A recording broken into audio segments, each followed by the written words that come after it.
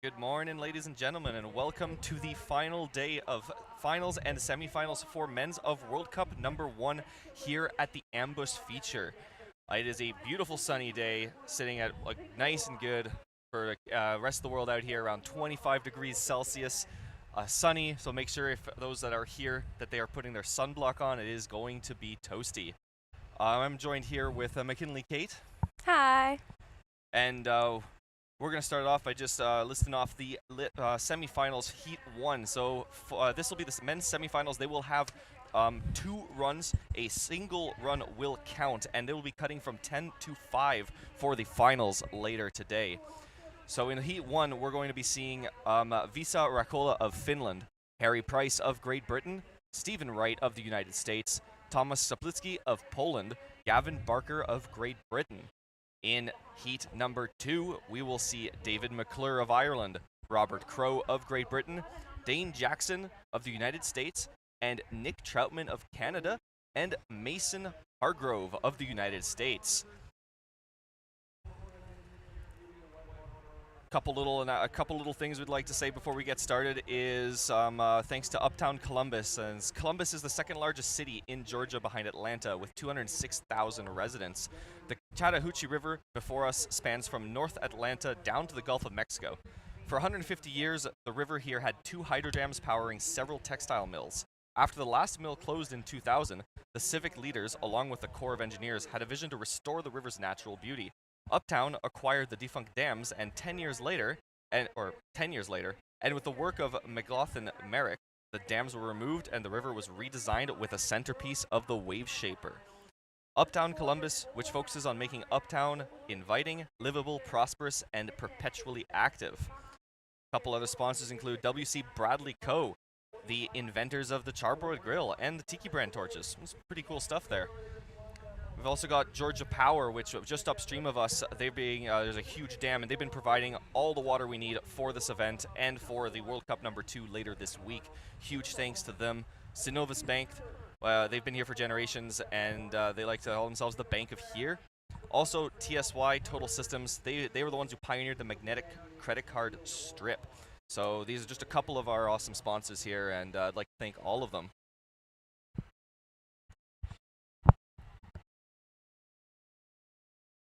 Here we are about 3 minutes out of starting our first heat of men's semifinals today.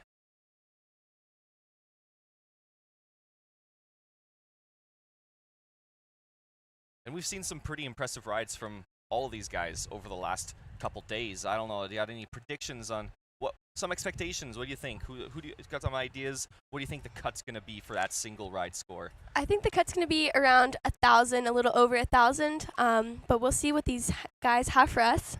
Yeah, we've been seeing some insane rides, including we saw Mason Hargrove, the current first place position, scoring, I believe it was like just over 1,500 points yesterday. I believe that was the highest ride of the competition so far. Yeah, it was.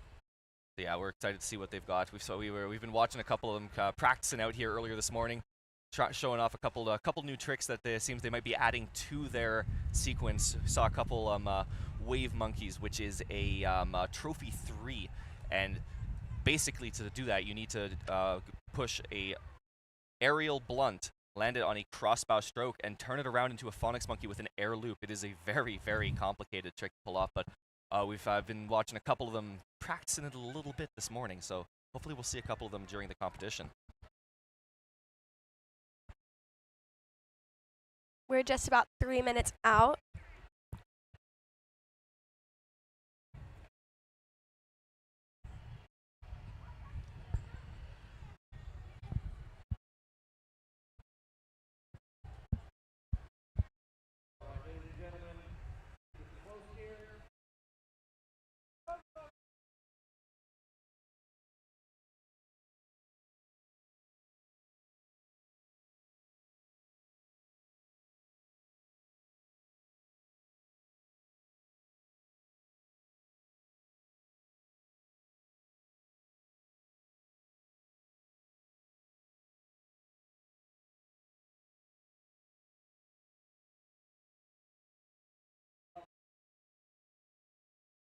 First up for Heat 1 of men's semifinals, we have Visa.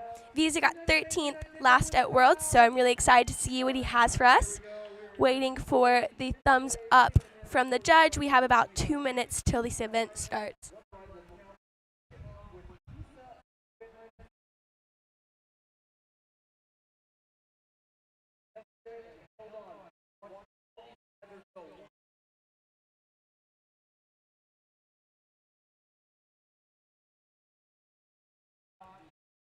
Yeah, and Visa holding on to the currently 10th spot. He just managed to squeeze himself into the semifinals position after yesterday's quarterfinals. So he's definitely going to be looking to up his score. He wants to be in the top 5. That's the position you want to be coming out of here if you want to participate in the finals later today. And we're seeing him lining up just up top, waiting for the green flag.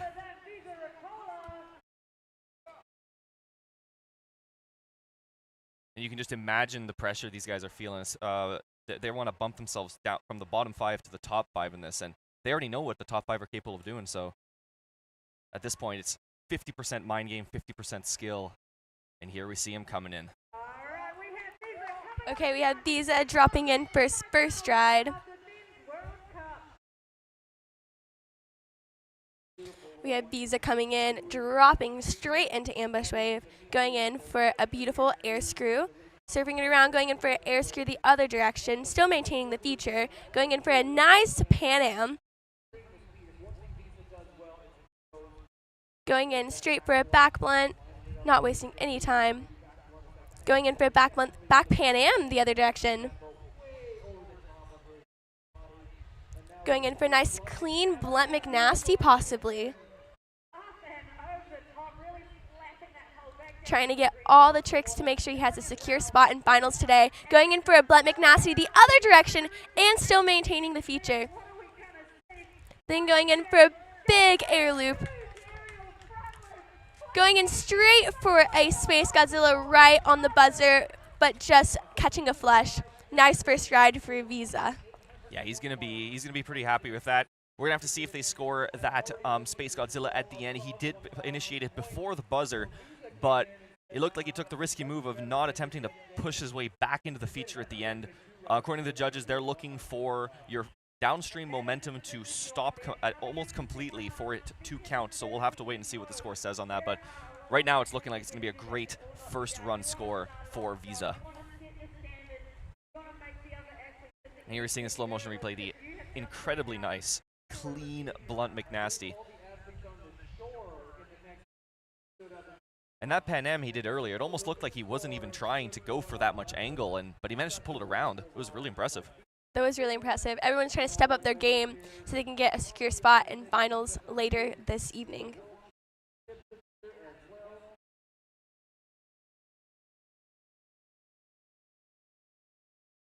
And here we're seeing that blunt McNasty the other direction. We're going to be seeing a lot of slow motion replays today as the judges have the task of tallying up all the scores from these absolutely massive rides. The more they do, the more replay we get to see. So it looks like it closed in at 12:03:33. That is a solid first ride.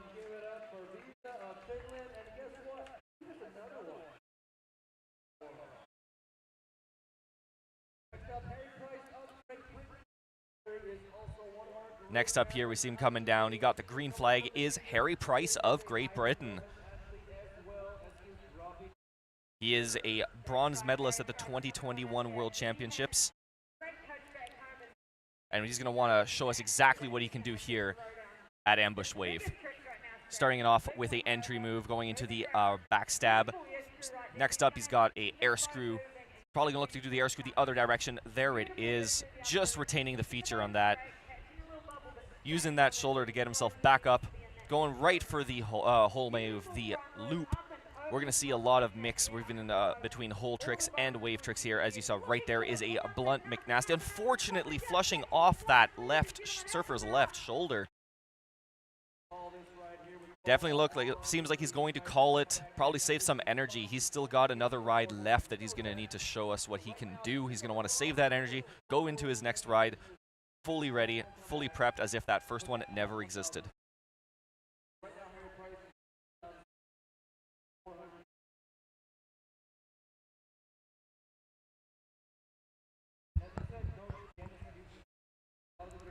And here we're seeing in the slow motion replay some of his first initial tricks. It was looking like a solid first ride, but unfortunately that feature can get you on either one of those shoulders. It's been really tough. There's been many flushes on some what looked like should have been a pretty retentive trick, but unfortunately flushed off the side.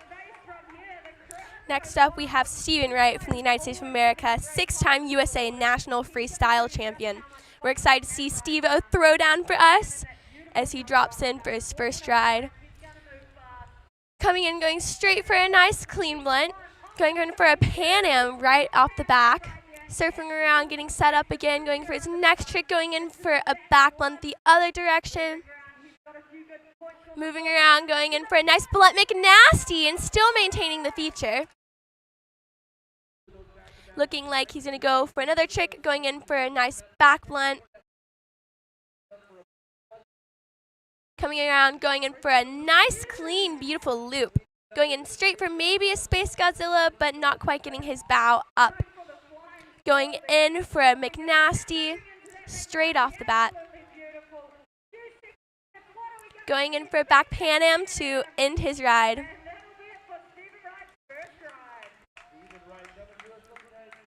Definitely a solid ride. Not quite as high as I'm sure he was looking to get, but again, he's got another ride to show us and step up his first. But here we're seeing him going. He is a master of these clean blunts. We've seen him throwing them clean blunts, including some clean Pan Ams, and all week. It's been very impressive. He is an absolute technician on these features.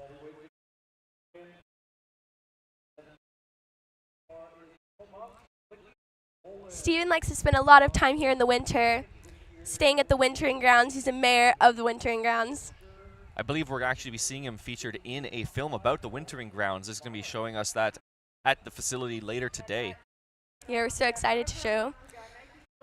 Next up, we are going to have Tomas from Poland.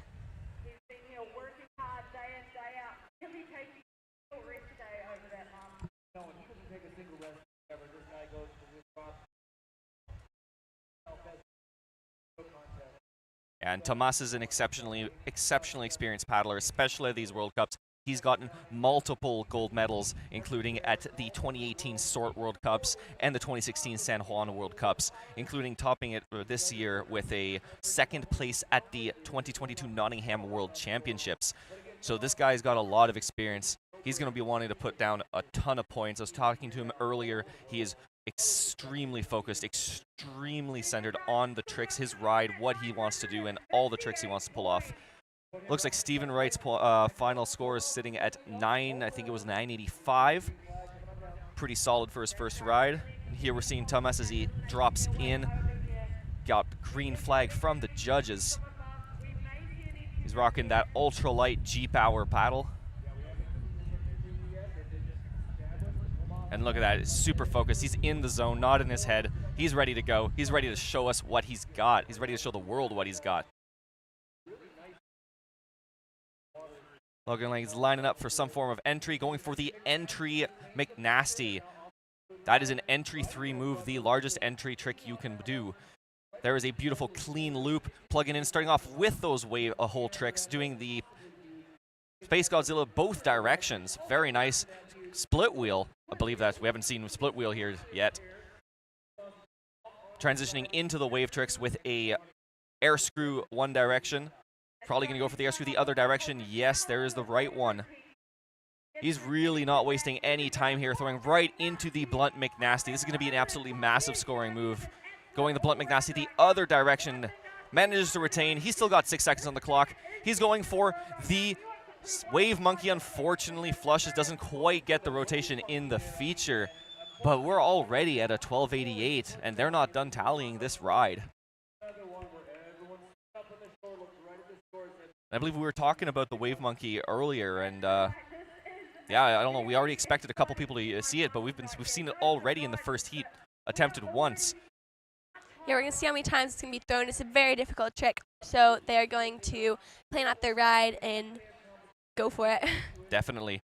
The trickiest part of it is getting that aerial blunt at the beginning to get it to count in the first place.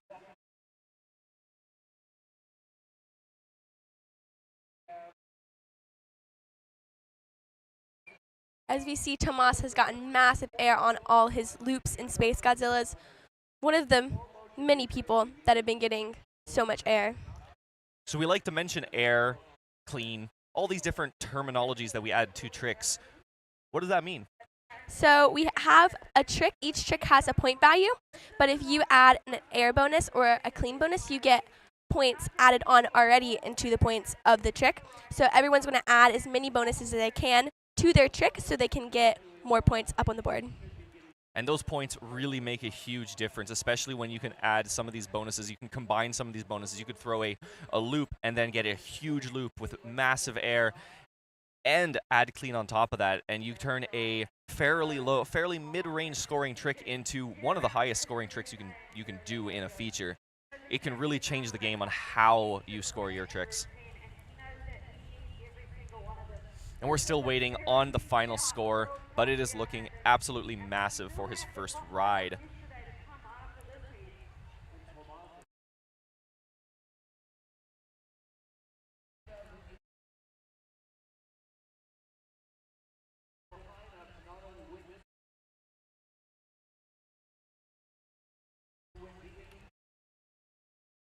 So as we wait for the next competitor down, I believe that is Gavin Barker. Oh wait, we got a final score of 12:35. Wow. That's putting him in first position currently in the first heat in first runs. Yeah, nice first ride for Tomas. But next up we have Gavin Barker from Great Britain. He can throw down. Let's see what he got for us. And I've heard mixed information about his boat design. I've heard that it was supposed to be designed after a butterfly, but I've also heard a lot about a moth. I don't know. What do you think it looks more like? I don't know. We'll have to ask him after. Yeah, definitely. We'll have to get some confirmation on the design. All right, Gavin Barker dropping in for his first ride. Looking super focused, dropping in, looking for an entry move, going for an entry 3. Sticking it, surfing around, going for his next trick. Maybe going for a blunt there, going for a nice air screw, and then going for air screw the other direction. We've seen a lot of the men go air screw at the beginning of his ride, and he's been doing really well at this. Going in for a nice blunt McNasty, going in for the blunt the other way. Maybe pulling around for a McNasty, not quite getting the bow initiated. Going in for a nice back blunt. Setting up, going for a massive clean loop. Going around for a helix. Haven't seen too many people been doing that trick. Going in for right on the buzzer, going for a back loop, but unfortunately flushing. Nice first ride for Gavin Barker. Yeah, and he's currently sitting at around the 970 mark. We're going to have to wait and see. Seems like it's bouncing up and down. We'll see if it breaks the 1,000 mark. There it goes.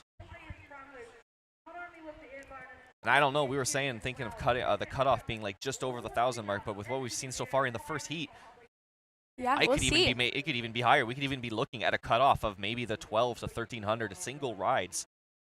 These paddlers have been improving drastically over the course of this competition as they get more experience on this feature. A lot of the times at a world event like this, we've experienced it both. The lineups for these features can get absolutely massive, and unless you show up months ahead of time, you can sometimes get maybe like 1 or 2 rides during a day and wait an hour or more in line before your runs. It's been pretty intense out here. It has been. And Gavin is showing us what he got on this feature.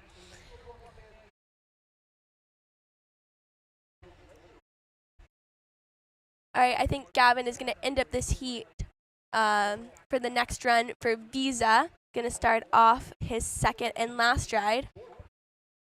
But we're still waiting for Gavin's score to be finalized by the judges. All right, Gavin's score coming in with a 1,086 points. That's putting him right squarely in third position at the end of the first runs of first heat. And here comes Visa in his classic white Gigi Prod carbon kayak. He's going to be looking to best his first ride to make sure that no one in that next heat can top his score. Starting off strongly with a massive air screw, doing the air screw the other direction. Beautiful Pan Am to the left. Most likely looking for the other side, transitioning to the back blunt. Using that shoulder, trying to set up. There's the back Pan Am to the right. Absolutely beautiful. This is a very strong start to his second ride. Clean blunt, going for the clean blunt nasty. Gonna go the other direction for the clean blunt nasty, the other way. Absolutely beautiful. He is showing us exactly what he's got. He's got everything to lose, but he's showing us exactly what he's willing to do to keep it. Fortunate flush on that loop. Still a massive ride. Don't believe it's going to climb quite as high as his first, which was 12:03, and he's going to definitely be looking to rely on that current second place position, keeping his fingers crossed that he keeps that and makes it into the finals.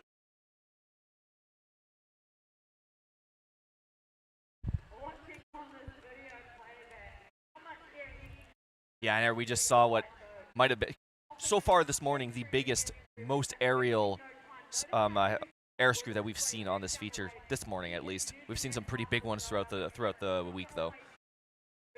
You have Visa throwing all the big wave tricks on this smaller feature, and still yet getting so much air and so much pop throughout his kayak. And there's that beautiful back Pan Am, getting his boat completely out of the water. And amazingly, his score actually has climbed up surprisingly close to his first ride.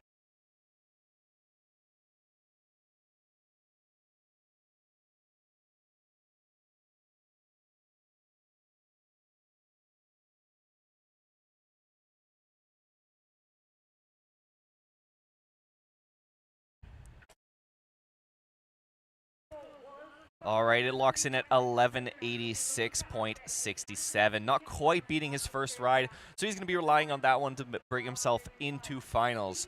But right now, we will be moving on to the one and only Harry Price of Great Britain. Harry, who is also competing in the men's C1. He's going to go down for his last ride. His first ride wasn't as he wanted, so we're going to see if he can up his score.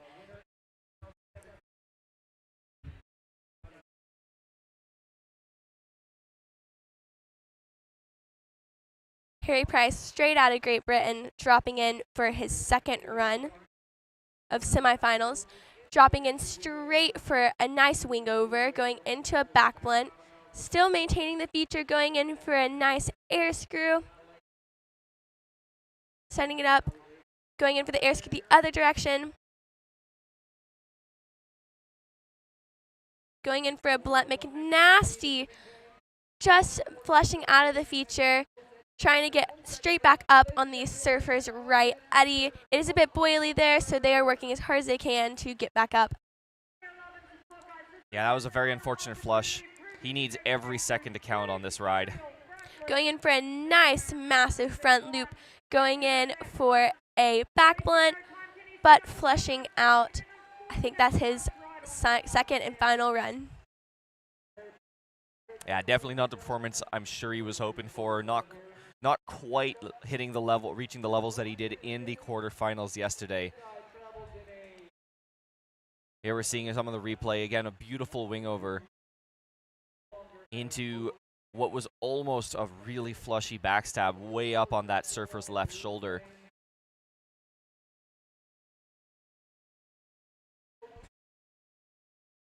And after seeing the scores of the current top 3 leaders in this heat, plus knowing that we've got 5 others, the top currently in position, 5 other paddlers coming up after this, he's going to be in a really dangerous spot, and we'll just have to hope that it's enough. But unfortunately, not quite the score that he was looking for, and way under that 1,000 mark. Next up, we have Stephen Wright rocking that nice Rockstar V, waving to the crowd, smiling. He's so happy to be here. And yesterday we were talking about matching colors and getting all color coordinated. He's a pro in this aspect. His van also had flames on it also.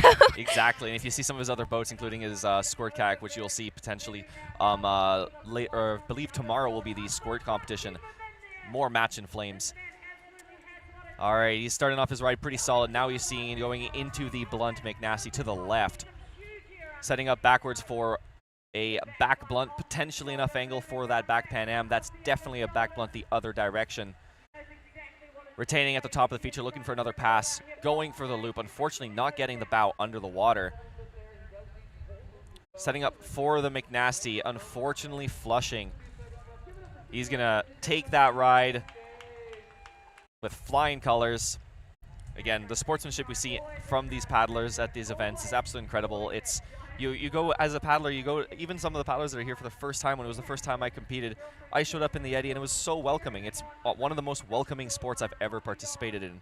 Yeah, at the end of the day, everyone's just out here having fun with their friends, smiling, laughing, giggling, keeping everything really positive. It's all about a good time. Most definitely. Stephen Wright's score coming in around 675. We see it going up and down, so we will see what the judges have to say about this ride. Yeah, most likely not going to top his first ride with the current score. We'll have to see.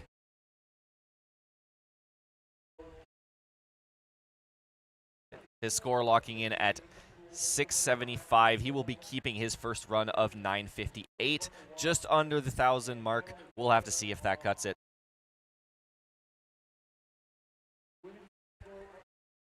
Next up, we have Tomas from Poland, dropping in for his second and final ride of the semifinals for men's. So he looks like he's going to be lining up now. He's got the green flag for potentially another of those entry McNasties.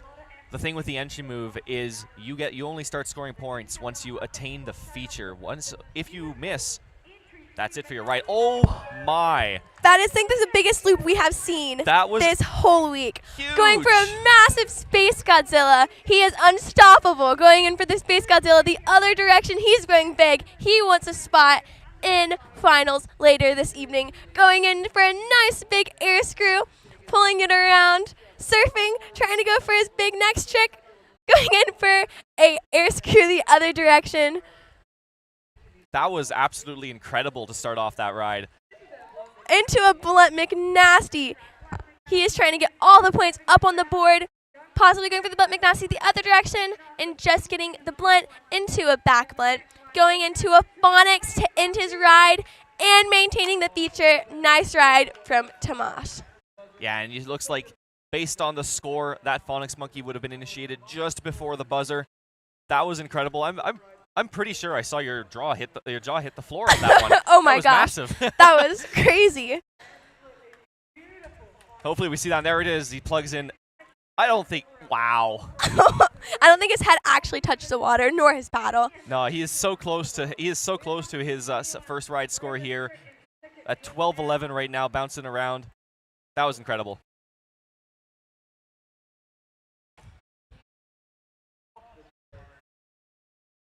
Seen him go in for that air screw. And the tricky thing with the air screw is landing the bow. You'll see a lot of the times when the paddler lands an air screw, the bow is way off to one direction. Those do not count. You need to land with the bow upstream within a certain degree. I don't remember the exact angle, but it is precise.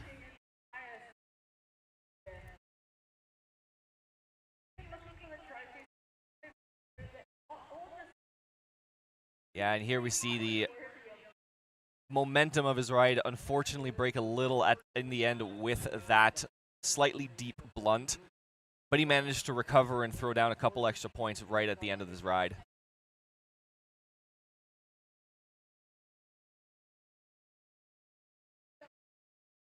It is incredible how he managed to retain that so far behind the feature, jumping out of his loop, up back into the feature. He looks stoked. His score coming in with a 12:08. That's not going to be his first ride, so he will stay with the 12:35. That was some pretty good rides from Tomas. This is something we've been seeing in second rides. I'm not sure if it's been a trend that people have been not quite hitting their first ride scores, but we still got Gavin Barker who could show that we're wrong in that case. He can break that trend. Gavin Barker, the last person of Heat 1. He wants to get his name way up to the top and show the other Heat what he got.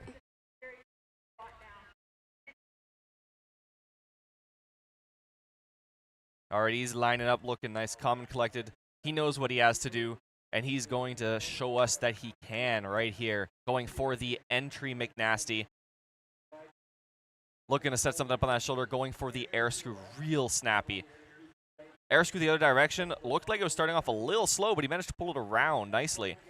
He's looking for that shoulder again, setting up for the blunt McNasty. He's got those textbook perfect. Looking for the right pass. Not quite getting it. Looked like it was definitely attempting for a blunt McNasty the other way. Still scoring a blunt, going for the backstab to the left. Setting up backwards for the same direction, maybe looking for potentially the back Pan Am. Remember, you can only score each trick once. Unfortunate flush on that bow end. That was unfortunate for Gavin Barker. And it looks like unless the score bumps up, he may also be relying on that first run, which is currently sitting him in third position.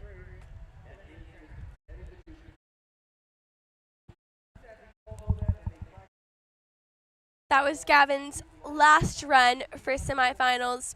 So once we get his score all situated, we will go down to the next heat, which in this next heat, we have David from Ireland, Robert Crow from Great Britain, Dane Jackson from the United States, Nick Troutman from Canada, and Mason Hargrove from the United States. And that'll be starting off in about 5 minutes here as we wait for the final score for Gavin Barker's second ride.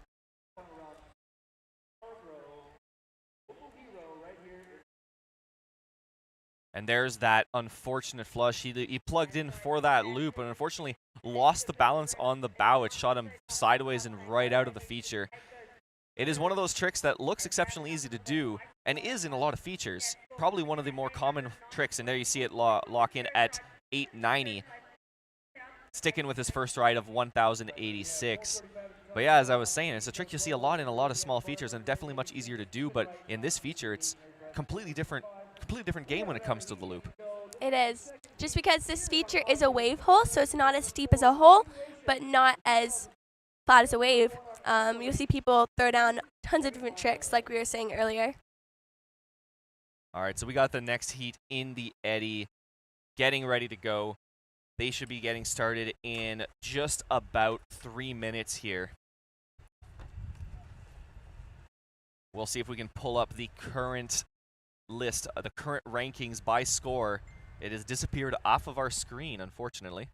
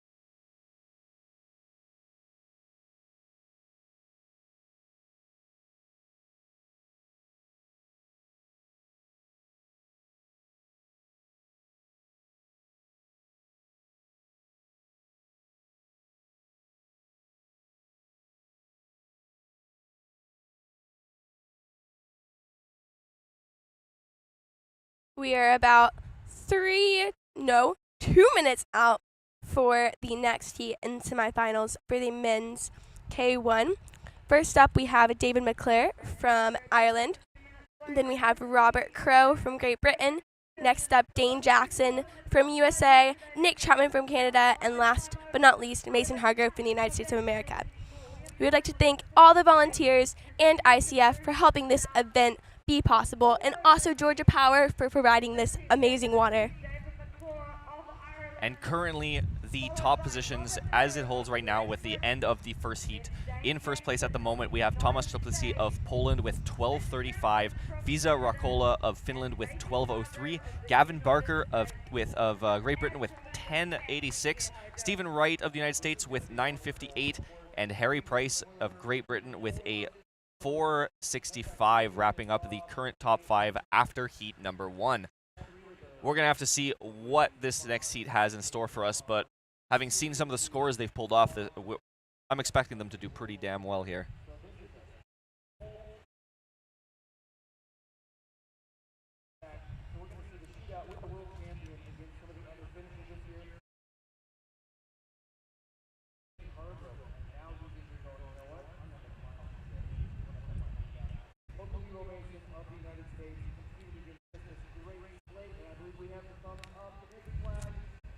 We just got the thumbs up for Dave McClure. He's dropping in first of 2 rides. So each competitor is going to have 2 rides, the best count. And whoever is top 5, I believe, is going to go on to finals later this evening. Yeah, and David McClure was one of the guys I was watching practice the wave monkey both directions. So we're going to see if he has that in store for us during his semifinal rides. Here he is dropping into the feature. We have David dropping into the feature straight out of Ireland, going straight into air screws both directions. Going in for a nice blunt McNasty straight over the top. Going in maybe for a blunt McNasty the other direction, but just catching a flush. He's going to go as hard as he can. He still has a little over 20 seconds, so he has plenty of time to throw down.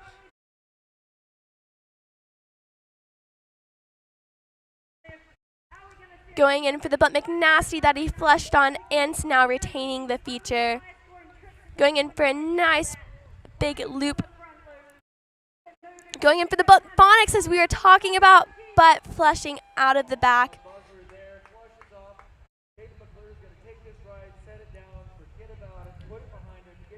Yeah, I believe, as with some of the people on their first rides, I believe he's probably going to look at waving this one off. It is not going to be enough to get him comfortably high up in the rankings. Currently hovering at the 683, which would currently be putting him in 5th place.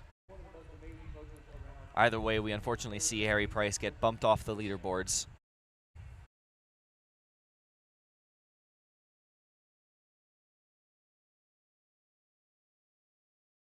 And there we saw he's starting off right off with those really big tricks. It is exceptionally risky, especially when he goes. I think we were looking at him trying to throw a blunt McNasty one way, blunt McNasty the other way, and then looking to transition sometimes right into his wave monkeys both directions. If he lands all of those, it's going to be a huge reward, but it is extremely risky. Yeah, we're going to see what his next run is going to hold for us, because this one just came in with a 703 points. That does put him in 5th place. We are not sure. We still have a lot of men left if that will secure him into finals, but he is definitely going to try to step up his ride for his second one. Next up, we have Rob Crow out of Great Britain.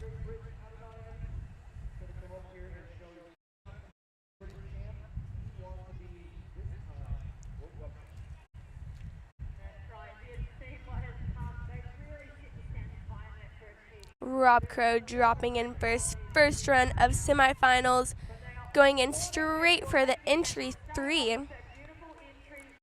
Surfing it around, going in for a nice air screw, making sure to maybe get a little air bonus on that. Going for air screw the other direction, nice and snappy. Going in for the blunt McNasty. Going in for the blunt McNasty the other direction. And just staying in, getting on that shoulder a little bit, which is pushing him out. Going in for a back Pan Am, but just flushing on the other shoulder. We hear the crowd cheering for him, trying to get him back up inside, trying to throw his next trick. Just 4 seconds left. Going in nice for a wave monkey and staying in the feature. Yeah, that was a good job finishing up his ride. Even after the flush, he managed to get back in there and get one big trick in. He's definitely looking to put himself in the top 5 slots after his first ride. Currently sitting at 8:48, not finalized yet. That was a nice way to end his ride, going in for that massive wave monkey. And here we will see if he show the air screw, second air screw here. He rotated that around and pushed with his paddle blade so hard, the boat just did what he wanted, landed exactly the way he wanted, muscled it around perfectly straight right there.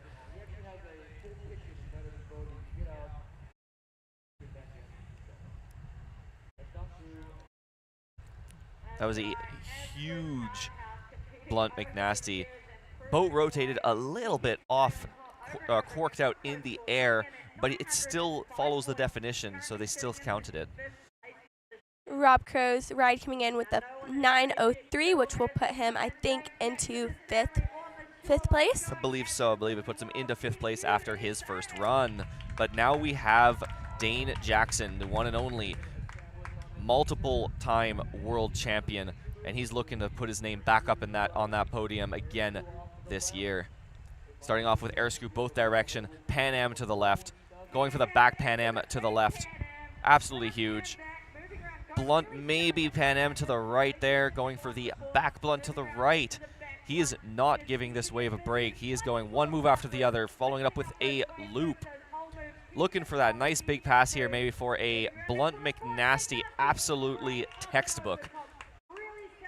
And there's that clean blunt, getting that clean bonus on that blunt. Even though he's already done a blunt, he can redo it with the bonus and score it. Unfortunately, a flush on his second blunt McNasty there. It might have looked like he was trying to pull it around into a wave monkey with that crossbow, but not quite retaining the feature. Even still having a flush, Dane's ride puts him already into 3rd place if it stays like this.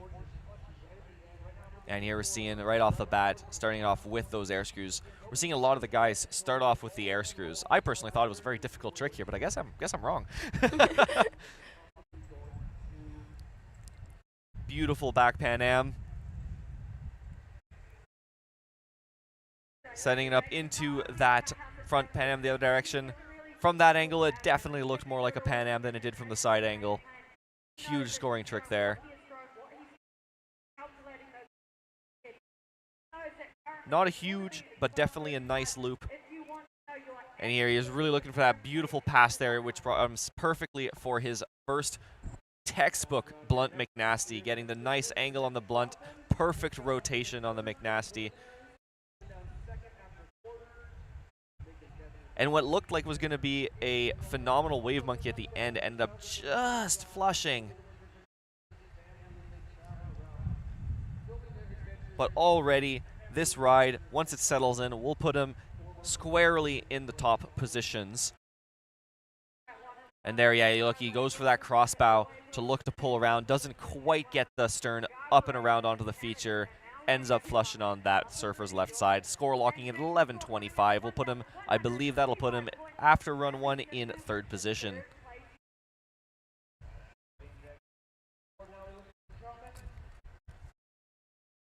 All right, and next up, we've got the Canadian, the shiny, sparkly boat Canadian and helmet, Nick Troutman. He is a technician on a bigger wave, but he's also been showing us that he can do the exact same thing on a smaller wave. Starting it off with a beautiful wing over into cartwheeling out of it, setting himself for a air screw one direction. Looking for the air screw the other direction. A little bit of a delay between those two moves, but he's going to look to make that up with a beautiful back Pan Am. Back Pan Am the other direction. He is not taking it easy here. Looking to plug for that loop, not getting the bow under. Trying again, gets the loop. Almost flushing out on that, not getting the air he was looking, but retaining the feature anyway. He's looking for the next, a blunt McNasty sticking it. He's going for the blunt McNasty the other direction immediately. It didn't even look like he had a good pass for that, but he pulled it around. maybe looking for a Pan Am on that one. Not getting the air, but still a great ride for his first ride of semis. Nick Troutman going big so everyone can see a sparkly new kayak. Yeah, he wants to show it off to the crowd in the Georgia sun today. Camera getting us the nice close-up, really making sure it sparkles.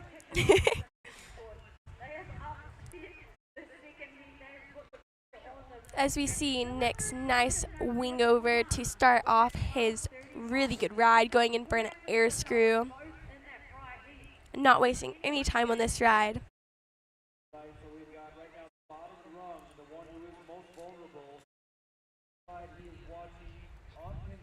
And then a nice back Pan Am to follow that.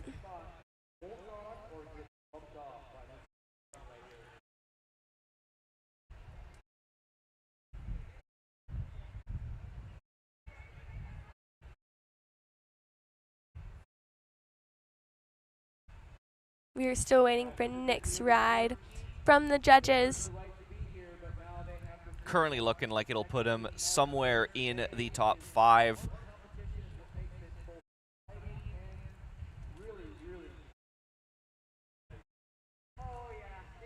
Oh, bumping up just a little bit. Or down. Not sure which way it actually went. Oh, dropping down a tad bit more. Looking like if it locks in around here, we might put him in 5th position. Again, this new scoring system allows an extra level of tension as it locks in for a 10:58, putting him into 5th position with one paddler left to go in this heat on their first ride. And I'm sure you've got some stuff that you can say about this paddler here. Mason Hargrove, big brother of mine, gonna drop in for his first ride of semifinals. Dropping in number 15, his lucky number. He was so excited when he got that bib. Coming in straight for an entry wing over into a back blunt, looking super snappy in the zone, going in for a air screw, serving around, going for air screw the other direction. Going in for a blunt McNasty, very snappy, very straight, going in for the blunt McNasty the other direction, and landing it back straight. Going in for a Pan Am, wasting no time trying to show up these other men. Going up the back Pan Am, but unfortunately flushing, he is going to paddle as hard as he can back up into the wave to score some more tricks with just about 10 seconds left on the buzzer.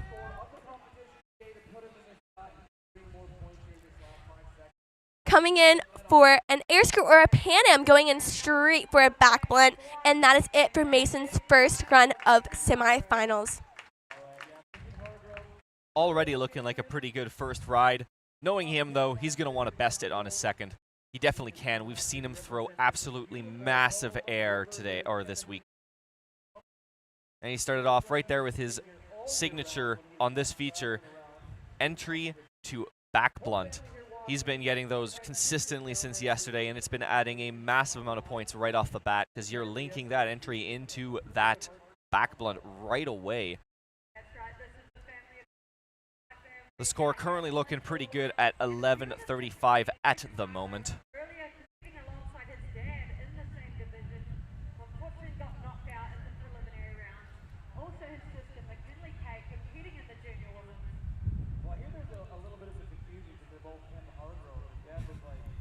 All right, there we're seeing replay. That was a beautiful Pan Am, really getting that boat over vert. Unfortunately, there it is, catching a little bit on that stern as he was trying to correct his angle, getting the flush, but he managed to get back in, throw a couple extra tricks just to show off.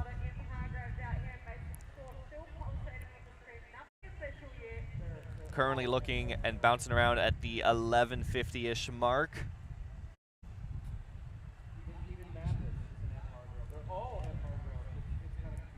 This is one of his home features, and we're gonna see him want to show off exactly what he can do on a place that he trains on all year round. Wow, the score just bumped up just over the 1200 mark. We'll see if that sticks. The current score, just bumped into 1251, which should bump him into the top spot if that remains.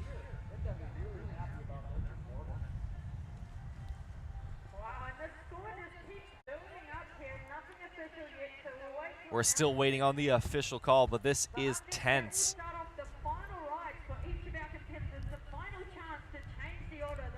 Tomas and Visa still not certain whether they will be able to maintain their top positions. I think everyone's going to be closing their eyes for finals later this evening. Yeah, it's going to be intense. They're 1285 still going up.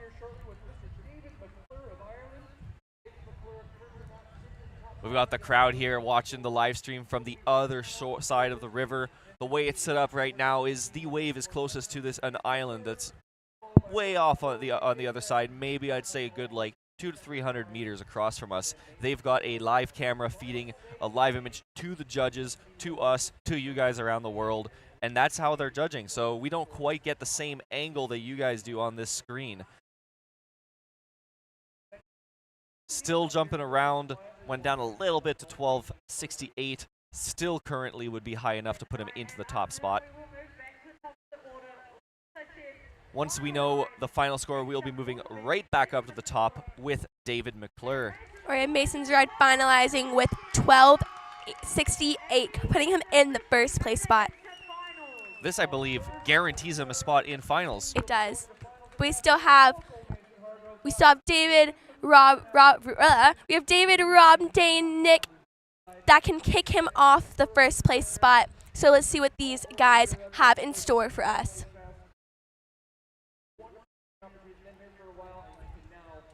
David dropping in for his final ride of semifinals, going in for an air screw, setting up going for the air screw the other direction as we see him doing this every single ride, showing us what he has, going for the butt McNasty, but flushing off the back. We can hear the crowd cheering for him, trying to get him back into the feature. He desperately needs a good ride to get himself into the top positions at the moment, but unfortunately a second flush, he's going to call it. He knows he doesn't have the time to get back up and get the points he needs. That is very unfortunate. Unfortunately, I do not believe we'll be seeing him in the finals later today. But we will definitely see him in a couple days at Good Wave for World Cup's #2, so make sure to keep a lookout for him. The results of this, though, is I'm sure if we saw him, we'd see Tomas quite happy. This David McClure being in the top 5 at the beginning, not making it into the top 5 at the moment, and Tomas currently holding second position. That guarantees him a spot in finals. We've already got 2 known entities in the finals for later today. All right, and we see Rob Crow of Great Britain lining up. Another who's desperately looking to best his first ride to guarantee himself a spot in finals. This is turning out to be a very intense semifinals. The roster getting completely shaken up. All right, here he drops in looking for the entry. Oh no, does he stick it? Yes, he does. Entry McNasty. Looking for a pass there, not quite getting the air, seems to have chosen to wait for a better pass, going for the air screw, sticking it, looking to set up for his next trick, going for the air screw the other direction. Absolutely beautiful. He's definitely looking to make up for some of those lost seconds at the beginning. Going for the blunt McNasty, absolutely stunning. Using to set up that shoulder, going for the blunt McNasty the other direction on that shoulder. Unfortunately, completely rotating out on that loop, causing a flush. He's got 6 seconds left. Can he get up to throw one big trick? Maybe we can see a wave monkey to save it. 1 second remaining. He goes for the wave monkey. He does not, unfortunately, stick it. That is extremely unfortunate. Again, we were talking about potential shakeups, and this has proven a massive, so far some massive shakeups in the semifinals today. Do not believe the score will climb its way up to unseat Visa of Finland. His score coming in at 673, so he's going to stay with his 109 for his first ride, which unfortunately doesn't put him into finals, but that was a good ride for Rob. Definitely, and we're sure we're going to be seeing every single person back here again for World Cup #2 later this week. So they still got another chance for another finals later on. But now with Dane Jackson sitting in 4th position and only himself and Nick Troutman left to go, Dane is guaranteed a spot in finals already. Now it's what position does he want to be? I know he wants to be in that first spot, rocking the exact same number as his bib. But let's see what he can do, starting off with a beautiful air screw the other direction, going right into an incredible Pan Am. He's going to be setting for a back Pan Am the same direction, going for the Pan Am the other way. Absolutely stunning. Backstab to the right. We'll see if he goes to try that for the Pan Am again. Beautiful loop. This is an incredible ride. Still 20 seconds left to go. He's already almost at the 1,000 mark. Going for the blunt McNasty, managing to pull it around. That looked scary for just a moment. And then he manages to stick it. That was extremely close. An unfortunate flush on the second blunt McNasty attempt. Currently the score sitting at around the 1,100 mark. Regardless, we will see him back in finals later today. But it is definitely not the position he was looking to be in going into finals. Remember, finals, every round, every set after the preliminary round, which are a random seed, it is reverse order. So whoever's in first place going into finals later today is going to be going last in their heat. That lets them look at the entire previous paddlers and get that last say on what the rankings are. It can be a huge game changer at these types of events.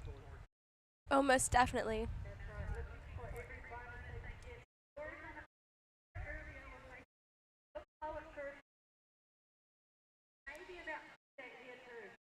The judges are still trying to figure out what they want to give Dane for this second and final run. He will still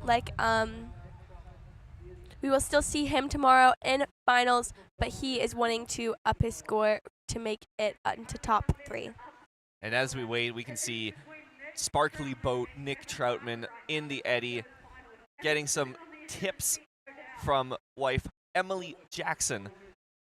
He's desperately going to want to up his first ride score. He needs to. He's going to look to put himself into that top position. Right now, we've got Gavin Barker on the bubble in 5th place. He's going to be holding his breath this entire ride to see what Nick Troutman is able to pull off.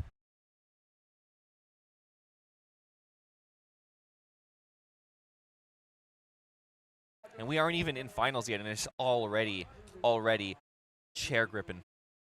Dane's score does not beat his first ride, so he will stay with his first ride and stay in 4th place. But Nick can up his score and make it into finals. Currently, he is sitting, I think, in around 6th place. I'm not 100% sure. So Nick from Canada is going to drop in for his last run of semifinals, trying to give him a spot in finals. Going in for a nice entry move, going into air screws both directions, not wasting any time. Going in for a nice back Pan Am. Let's hope the judges don't get blinded by all the sparkles on his kayak. Going in for a back Pan Am the other direction. Going in for a back Pan Am the other direction. Setting up, going for a big air loop and maintaining the feature. Going in for a blunt McNasty. Just staying in. Going for a blunt McNasty the other direction, right off. And just flushing. He's going to call it that for his ride. This is going to be a jaw-clenching score, as he's currently hovering at 1050. This is going to be extremely tight between Nick Troutman and Gavin Barker. We're just going to have to wait and see. It's dropping just below 1033. Both these paddlers are going to be on the edge of their seats, just desperately waiting for that final score to come in. 1066. This is absolutely intense here. We're watching some of his replays. He takes that boat, brings it around into a beautiful air screw.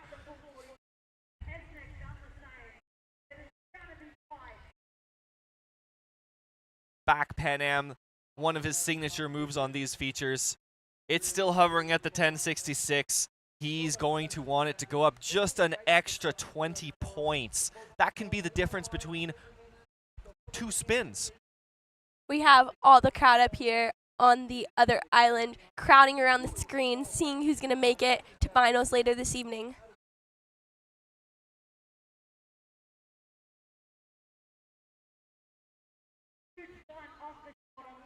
And that was beautiful, using that shoulder to maximize the air he gets on those blunts. Digging that edge, 1060, it's still hovering, we do not know yet. Locking in at 1060, unfortunately, does not bring him into finals. That leaves Gavin Barker on that bubble at the 5th place position. It was an insane shakeup considering the current top 5 rankings. But Mason right now, he's going to look to see how far up he can push that score. Mason is in 1st place, but he is definitely going to try to up his score. We can call this a victory lap, but at the end of the day, he's still going to want to show the world what he can do. Mason Hargrove, you can see me and everyone else cheering him on. He is so happy about here with all his friends. Coming in for a nice entry move to start off. Going in for an air screw. Going for an air screw the other direction. Going in for a nice Pan Am right after. Going in straight for a back Pan Am. Going in for a blunt McNasty, keeping it nice and straight. Going for a blunt McNasty the other direction, making sure he gets the right and left tricks. Going in for a nice air loop. Going in for a lunar, just flushing out of the feature. He has 9 seconds left. He's going to wave it off. Yeah, he's happy either way. He's in 1st place. He's going to be the last paddler to paddle in finals. He's in that prime spot. And we know what the finals are going to be now. Currently in 1st, we got Mason Hargrove with 1268. Tomas Lipitsky of Poland with 1235. Visa Rakola of Finland with a 1203. Dane Jackson of the United States 1125, and wrapping up the top 5 and our finalists, Gavin Barker of Great Britain with a 1086. Turns out, despite our doubt, the 1,000 mark was really the cutoff on this. Is going to be the Open Canoe Finals. Those are going to be in approximately 20 minutes. We'll be starting off at 1 p.m. with those. In the meantime, this is Zach Swanenberg and McKinley Kate Hargrove signing off. We'll see you ya. after a break.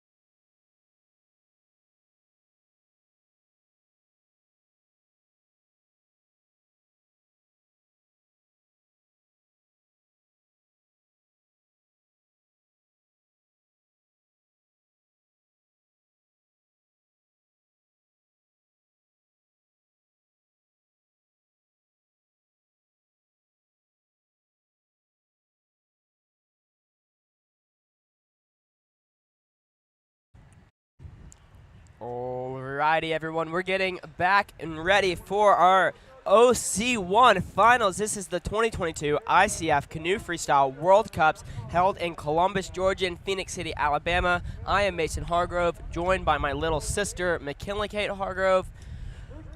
Kate, are you excited for this OC1 finals? Oh, I'm so excited. It's going to be a great time. Let's look at our heat list here. Kate, read off who we have coming up. First up, we have Shane Brown. We have Zachary, Jordan, Michael, Seth, and Seth Chappelle from the United States, Canada, and the rest of them United States. Yeah, I'm not too sure if we're going to see Zach today. Unfortunately, yesterday he hurt his shoulder in C1 semifinals, so I think he's just going to take his 5th place spot. But it looks like we're going to have an all-U.S. finals.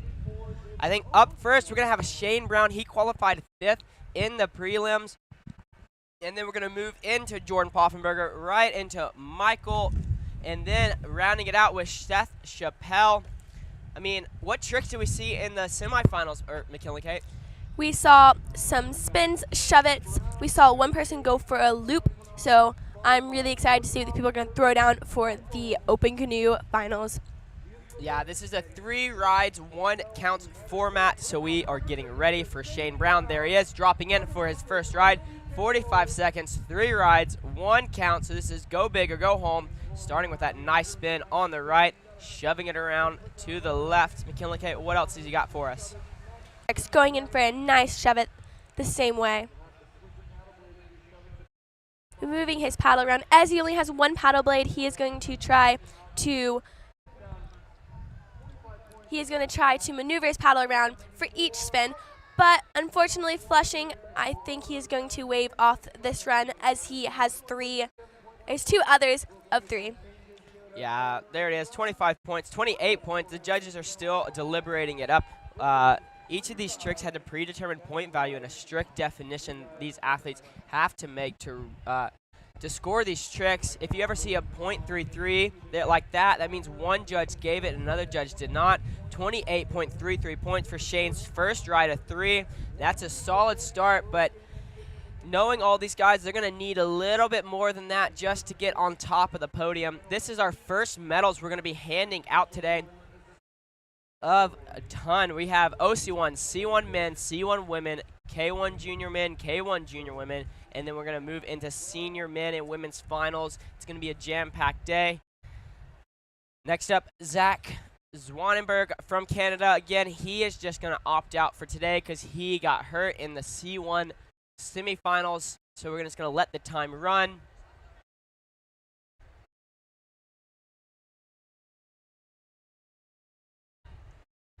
Next up, we're going to have a Jordan Poffenberger from the United States of America.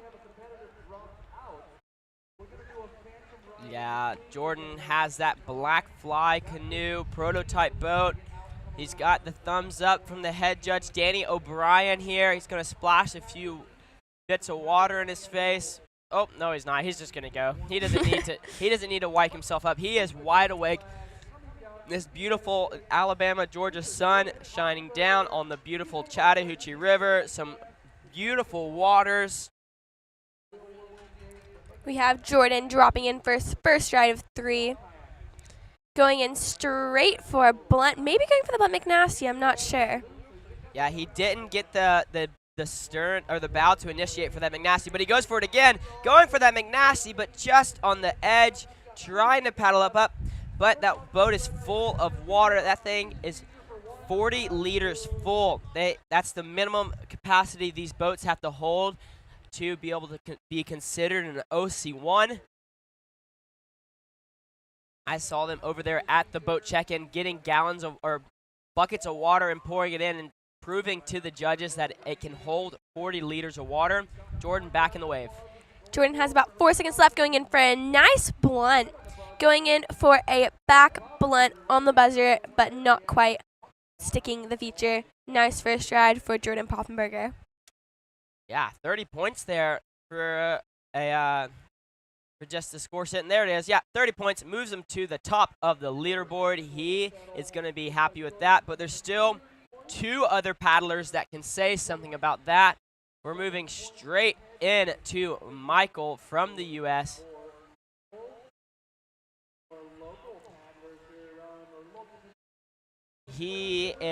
Michael is also a French citizen, but competing for U.S. in this World Cups. He's in that beautiful blue OC1. He's got the stylish salamander bill on top of his helmet. Definitely an old school paddler. We love to see him out here. Michael, who I think is competing also in the men's C1, dropping in with his nice blue OC1. Going in there for some shove-its. He's spinning it around, maybe going for the orbit. That was crazy. I don't think we've ever seen that. Can Michael roll that boat up? I know he's in an awesome C1er, but it's getting a little bit of trouble. Can he get it up? Yes, he does. Nice job. I think he's going to wave it off for his first ride. Yeah, he's going to walk it back up. He's going to try that again. The nice thing about finals is you don't have to be consistent. All you need is one huge ride to get you to move to the next rounds. We are just waiting to see what the score is going to be. 3.33 points. That's going to move him into third. But now we are going to our top seat paddler from the prelims with Seth Chappelle. He is an all-around paddler, also competing in the C1 class. We have the C1 finals directly after this. We're going to have the women's and then the men's, so stick around for that. Seth just going through his ride in his head, making sure that he knows what he wants to do. He's eyeing up that feature. His wife and daughter are on shore cheering him on. I can see Annie over there. Here we go. Seth's first ride of 3. McKinley, call it for us. Seth dropping into the feature as he is on USA team, going in for a nice roundhouse to start things off. Going in for a roundhouse the other direction. Nice way to get his ride started. Going in for a nice background house, surfing around, getting set up. Going for a background house the other direction. Spinning it around. Going for the shove-it, maybe a link bonus on the shove-it to spin. Yeah, Seth just racking these bonus and link points up. He knows how to play the points game. Just unfortunately flushing off there, but waving it off. I think with what the score we're seeing right now is you see 75 points down there by the timer. That is a pretty solid first try, but again, that's not what it is until it goes green. The judges are still going to talk about it and deliberate. See, it's going up, 81.6, 85, 88. How high is it going to go? Is it going to break that 100-point barrier? 95 points. There's that beautiful replay of Seth trying to set up for his next trick. Look at him counter edge and throw that big old boat around for the beautiful roundhouse to the right. Each of these tricks we can do to left and right. If you're doing a front loop, you can do it front, forwards, and backwards. You can't repeat the same trick twice. You're not going to see a guy go and do it a bunch of spins. There it is, 95 points for Seth Chappelle's first ride. That's going to move him straight to the top spot. Now we're heading back to the bottom. Each of these guys get 3 rides, 2 more rides to come. McKellen, do you think we're going to see some higher scoring rides than what we have so far? I mean, we'll see. I think these guys are definitely going to try to shove up their game, try to get some higher points. But next up we have Shane Brown for the United States. Shane is a proud father of 2 kids. This is his first competition, actually. Wow, we love to see newcomers out here trying to representing the sport that they love. OC1, this is Shane's second ride. And unfortunately flushing off the side. He didn't hit the main part of that feature, so it didn't give him enough backstop to stay in. He flushed right through the back of it. He still has 30 seconds on the clock while he's paddling up that river right eddy. He's going to have to surf this reactionary over. We don't see a lot of people going inside that eddy, but he can definitely get enough power to get back up into that feature, but just unfortunately missing it. Going to try to go back in that eddy, paddle super hard with 15 seconds left on the clock. As of right now, he is in third place with Michael right below him. He has 28.33 points. He has 5 seconds left. I don't think it's going to have enough time to get back inside the feature. Yep, there goes the buzzer. That is time for Shane's second ride. He still has one more to put down some big points on the board, but he's comfortably in third, but only Michael can be the sayer of that.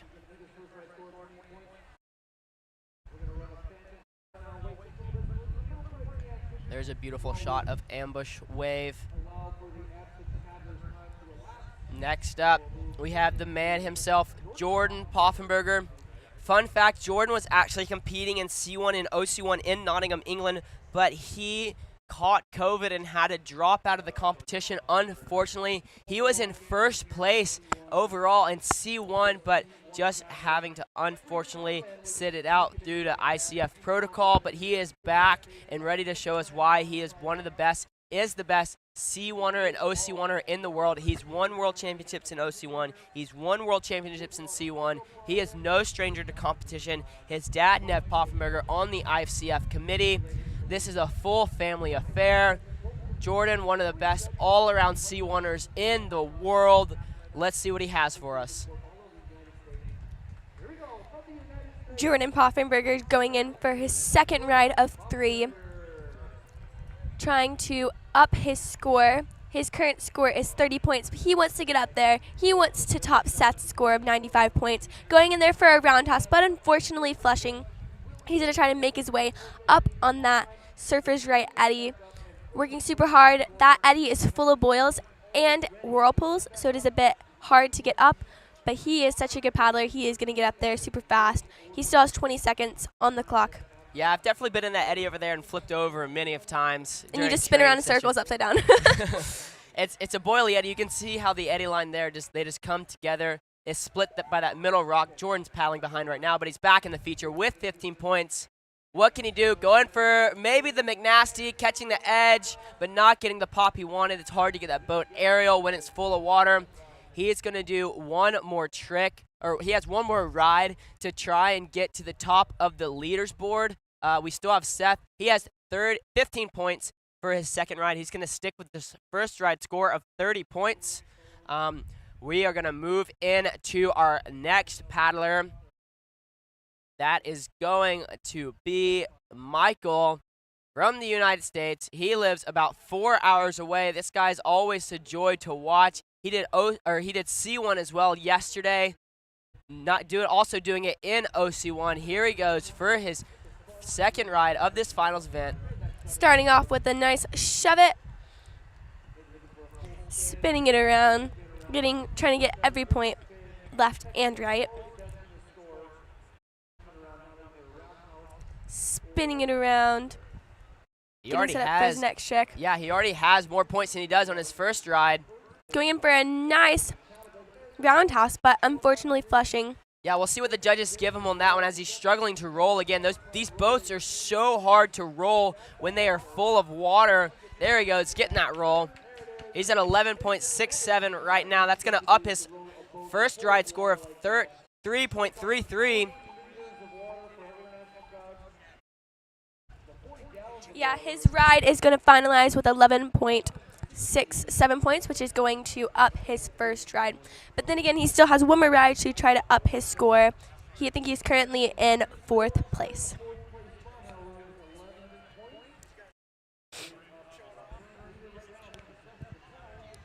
Next up, I believe we have Seth Chappelle from the United States. Number 78. Getting ready in the eddy, looking focused, ready for his second ride. Yeah, we are getting ready for Seth Chappelle. This is his second ride of 3. The crowd is getting loud for Seth. He is Team USA for many years. As long as I know him, he's been on Team USA. He competed in 2015 and placed second there, placed 4th in 2013, 2017, and 2012. OC1 World Cup champion in 2012. There he goes for a McNasty, but unfortunately just flushing off. Yeah, 8-time U.S. team member. Wow, Seth is no stranger to competition. Looks like he might just wave that one off. He wants to save some energy for his last ride. He also has C1 finals right after this one. Yeah, he's going to save his energy. He knows that he can't get back in the wave in enough time to throw as many tricks as he needs. He's going to stick with his first ride of 95 points, which is 65 points higher than the second place paddler as of right now. So he is comfortably in first. And again, he is the last paddler, so he might get a victory lap if none of these guys up his score. We are going to start from the top of the heat list again with Shane Brown from the U.S. Yeah, Shane having some solid first ride scores, but also he wants to move up on top of the leaderboard. Again, this is his first ever competition, but he's still showing out strong, making it all the way to finals. Here goes the green flag. There he is, Shane Brown of the United States of America. He's been down here training. He is a joy to be in the eddy with, always smiling, always joking around. There's that big old smile from him. He's in that red black fly canoe, currently sitting in third place with a 28.33. Is he going to bump Jordan down? Is he going to bump Seth down?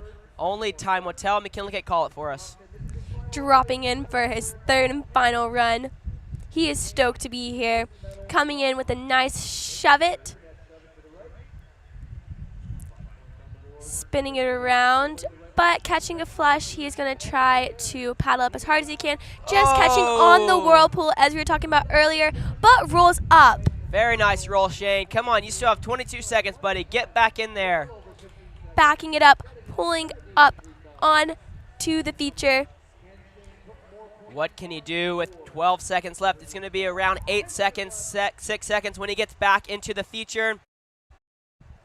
Dropping back into ambush wave, going in for a nice shove it to end his ride of finals. And that is time for Shane Brown. What a solid first finals for this guy. The crowd is cheering loud. Gives us a little paddle spin. Okay, so we only have one more paddler that can mix up this leaderboard. That's Michael, who is not even going up next. We have Jordan up next. So Jordan placed third in the prelims. So he gets to go up next. He wants to dethrone Seth. He wants to be on top of the leaderboard. I think he's going to go for that Blunt McNasty again. What do you think, MK? I think he possibly could, yeah.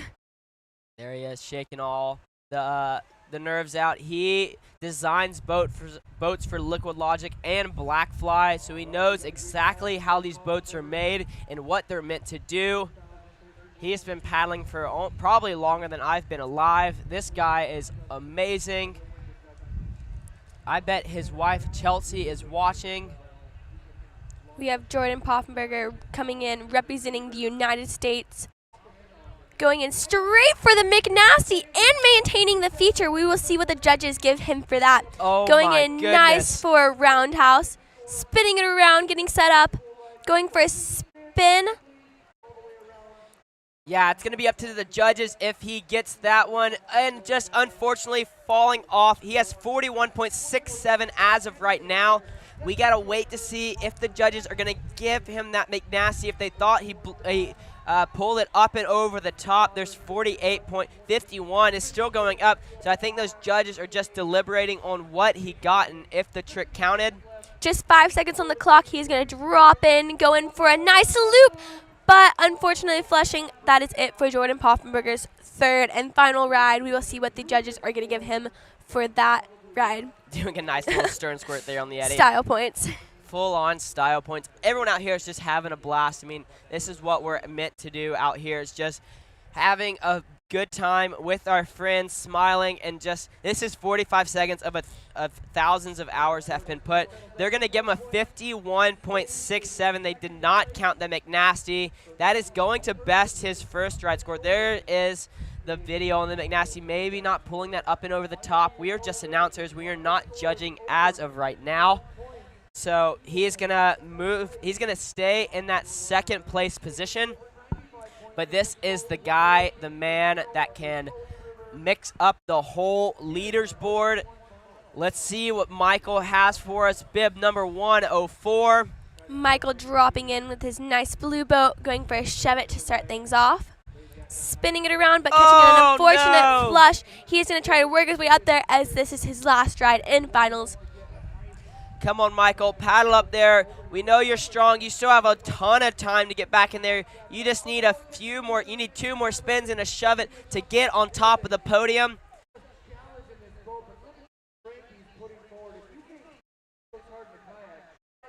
Here he goes, dropping in with, it's going to be around 10 seconds when he establishes a surf. There he goes, 10 seconds left.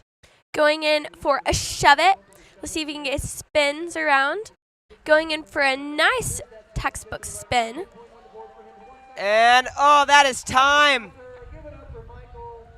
That is it for Michael's 3rd and final ride. He is so happy to be out here.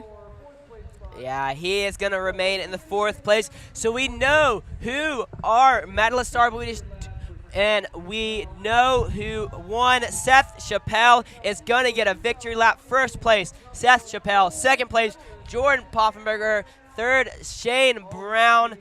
And 4th, Michael. What an amazing finals we had here. I am stoked for all of these guys. They absolutely crushed it.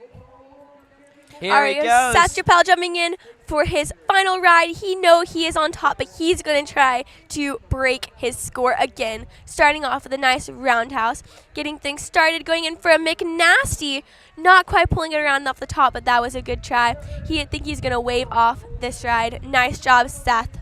Yeah, that was an amazing start. He got that awesome back blunt that we saw. He's smiling big. He is so stoked to see his wife over there smiling big, dancing around with their baby. All right, what we're going to do is we're going to get ready for our C1 finals, our women's C1 finals, moving straight into men's C1 finals.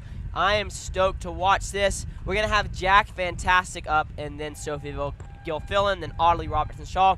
There is a look at your top 5. Seth taking home the gold. All right, we are signing off. We will catch you guys in a little bit. Stick around as we're going to move into the women's C1 finals in about 10 minutes, so don't go anywhere. Peace out.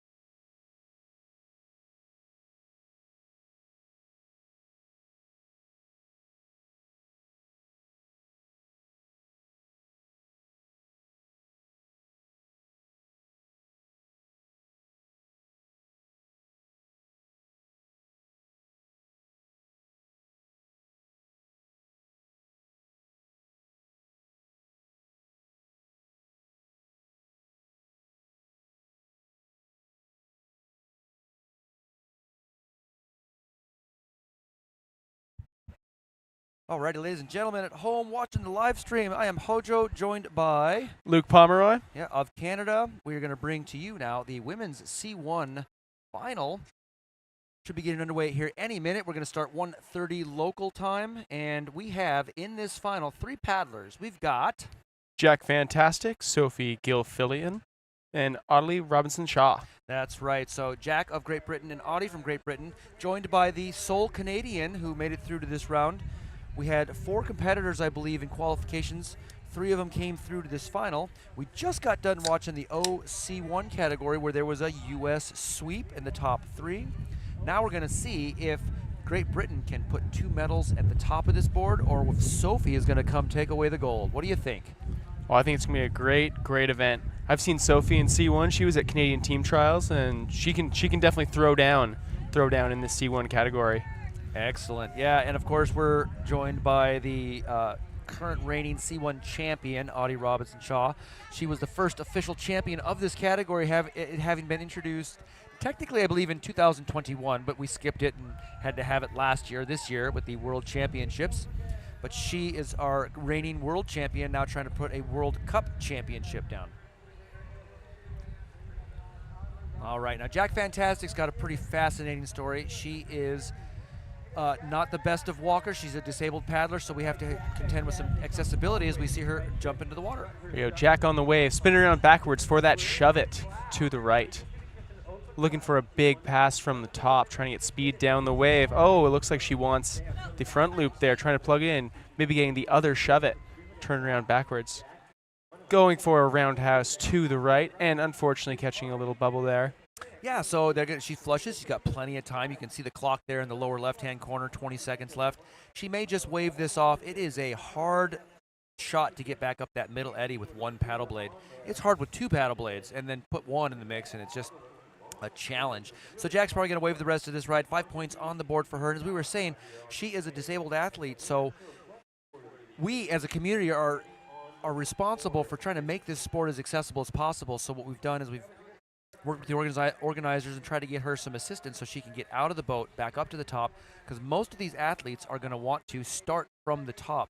This feature is not one that really is conducive to starting at the bottom. No, definitely not. It sets you up in a much better spot when you're dropping in, and you immediately have a good pass to go. And here's Sophie with her first ride. Let's see what she has for us. Yeah, Sophie out of Canada. She is coming into us in the second place spot. This is going to go pretty fast. This finals, this is best of 3. Here we go. Sophie dropping in, spinning it backwards. Oh, into a 360. Beautiful looking spin there.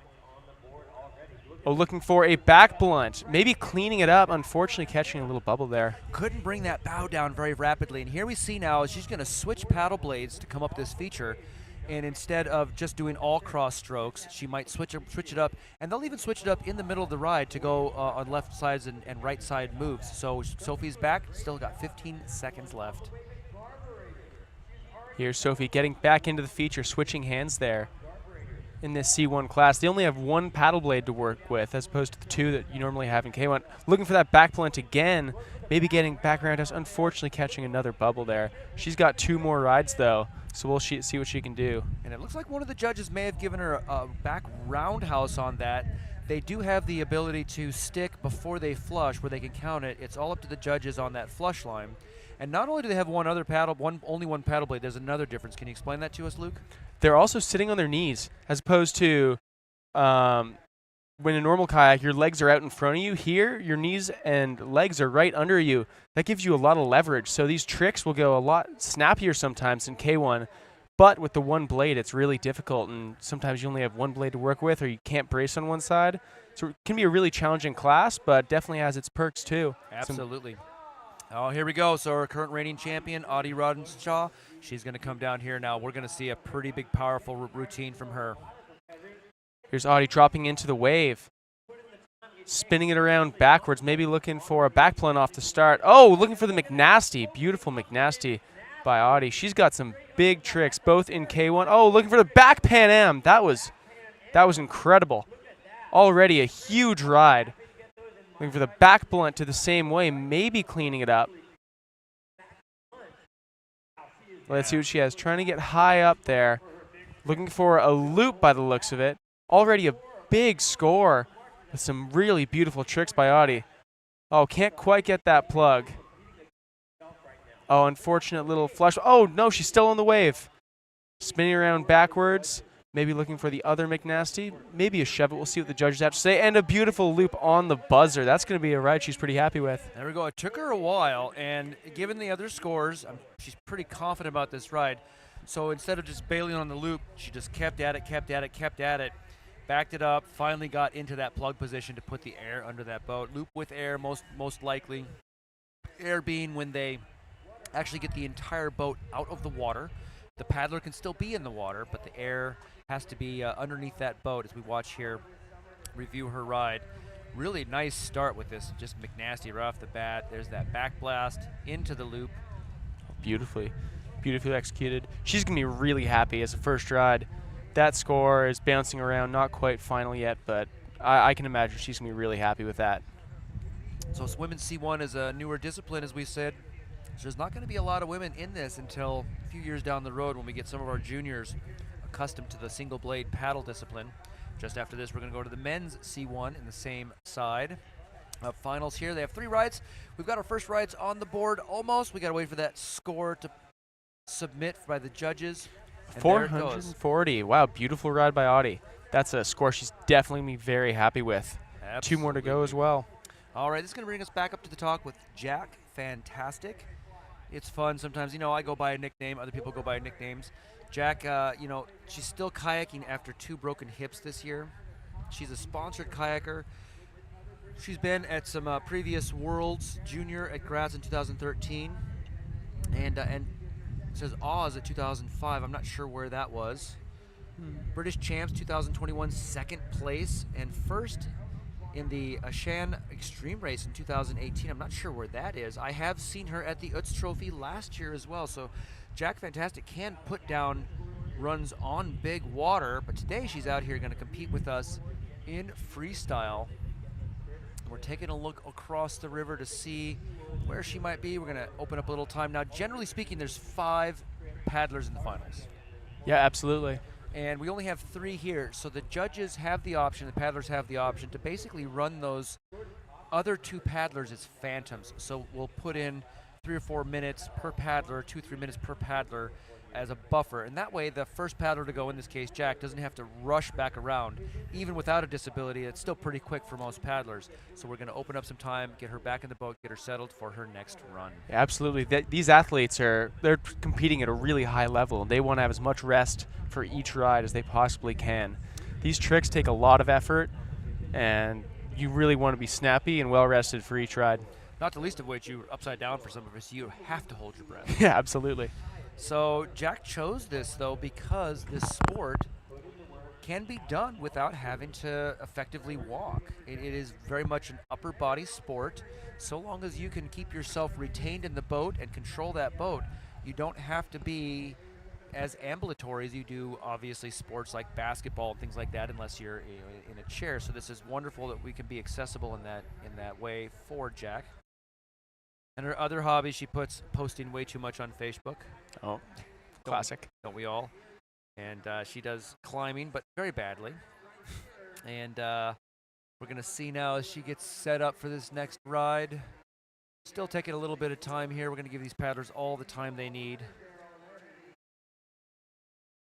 Jack Fantastic out of Great Britain. It says she lives in a big green van up a mountain in North Wales. That sounds pretty beautiful. North Wales collects a lot of paddlers. That is where all the water is in the UK, at least from a high quality standpoint. So you see a lot of paddlers all over UK, Ireland, Scotland, sometimes coming down and collecting there in the North Wales area. When they get rain, they get a lot of really good whitewater. Just how it goes. All right, I hear some talking from upstream. I'm not quite sure. Jack's sponsors include Immersion Research Europe and Free Fall Paddles. That's who she's paddling for today, as well as her home country, Great Britain. All right, so we're still waiting for these rides to come around. I think we're just waiting for Jack to get situated in the boat. So we're going to give her all the time she needs here at the 2022 shootout at Ambush. I like that name. I don't know who named that, but it's a pretty cool name for a feature. All these features have crazy names. It's Garburator on the Ottawa. Do you know where that name comes from? Yeah, I guess. I don't know who named it or when it was, but that's I guess the food blender at the bottom of a sink, and sometimes it can feel like that. Yeah. Bus eater. Bus eater makes sense. Giant wave can eat a bus. Sort of self-explanatory. Ambush. I'm not sure if paddlers stood out here and ambushed other paddlers. Who knows? Maybe there's some local history. But here we go. Coming in for her ride number 2. They get 3 rides. Best ride counts is Jack Fantastic of Great Britain. She's got 5 points on the board, and she can best this. Here's Jack dropping into the wave. Spinning around backwards for that shove it, just like we saw in her first ride. Shove it to the right to start. Looking to get high up onto that foam pile. Spinning it around. Let's see what she wants. Oh, looking for a back roundhouse to the left. Oh, roundhouse to the right there. Let's see, catching an unfortunate bubble. Yeah, and I think she's going to come into this river right eddy. This river right eddy is actually a real big challenge. Kayakers and seaboaters are like harder for the seaboaters because it's a big ferry, so she's probably going to wave the rest of this ride off and get out of her boat and get set up for her 3rd ride. She looks like she's going to tie this score. Because we have 3 paddlers, we can have this competition. If it were down to 2, they sometimes will say, no, if you can't fill out the podium, you can't have a competition. Oh, really? Well, that's great. They have 3 paddlers today. And with 5 points on the board, that guarantees her a medal. That's awesome. You do have to score points, though. It's not a gimme. You have to score points to move through every round, and they have done that. And so we're going to now move into our next paddler from Canada. Now, I suspect we will see some bigger wave moves later in this feature from this athlete. Absolutely. And Sophie was just putting on a show yesterday in the junior women's K1 class. She had a phenomenal ride, putting her, I believe, in 2nd place coming into finals today. And let's see what she has for us in C1. I know she's got some really big moves for us. Sophie dropping into the feature, getting nice and high right off the bat, looking for the spin, full 360. Let's see what she has for us. What a beautiful back plant. Oh, unfortunately catching the bubble again, but she has plenty of time left. Yeah, she flushed last time, sort of doing the same move. Seems to be having a hard time getting that bow down, pogoing out of the feature. Something that every playboater has to contend with is when you get into these aerial moves, and she was putting air into that boat, all of that energy coming back down can pop right off the feature. Absolutely. And Sophie is primarily a K1 paddler, so she's not quite used to the C1 one paddle blade, and you can see that sometimes with these back blunts. They can be pretty tricky. Yeah, that's right. She's also a slalom paddler, having competed in Slalom Worlds in Ivera. I'm not sure where that is, which nation sounds like Spain possibly. And she's also a downriver racer where she comes to places like the Green River Narrows and kayaks, and that is a stout piece of water. If you can kayak that, you have accomplished a lot with your life. Absolutely, and she's a student with World Class Academy right now. She was just up in Quebec running the Mississippi and Valin Rivers. Seems like they had a great time up there, running Honeypot Falls and all the beautiful rivers up in Quebec. All right, I'm looking upstream now, downstream from me, and there's someone with a U.S. and British flag blended together. It's sort of an abomination for both countries, but at the same time, it's really nice to see this multinational outreach. Oh, beautiful entry, McNasty by Audie. Same thing coming in with that McNasty right off the bat. Oh, she wants the McNasty. Oh, and we'll see what the judges have to say about that one. Looks like it corked out a little bit. Yeah. Entry McNasty, though, points on the board before the timer even starts. So basically what they consider is you hit the feature, you've put down points right when that starts to count down. It's a wonderful way to put down points. She's got a really deep flush here. I suspect she's not going to make it up in time. So she's probably just going to go over to the side and get ready for her 3rd run. Right now she's holding down the 1st place spot with a commanding lead. So here's Audie Robinson-Shaw. If we take a look, I suspect... Nope, she's still too far downstream to see if anyone has come over to coach her. All these athletes get to have one coach come with them onto the island. We're on the river left side. They're all the way on the river right side. And the coach can sit there, can film them, can give them feedback. They're allowed to yell at them. Hey, that didn't score, do it again. If they think they can yell times out. If they're faced backwards, they might not be able to see the timer. So that coach can be really pivotal. Absolutely.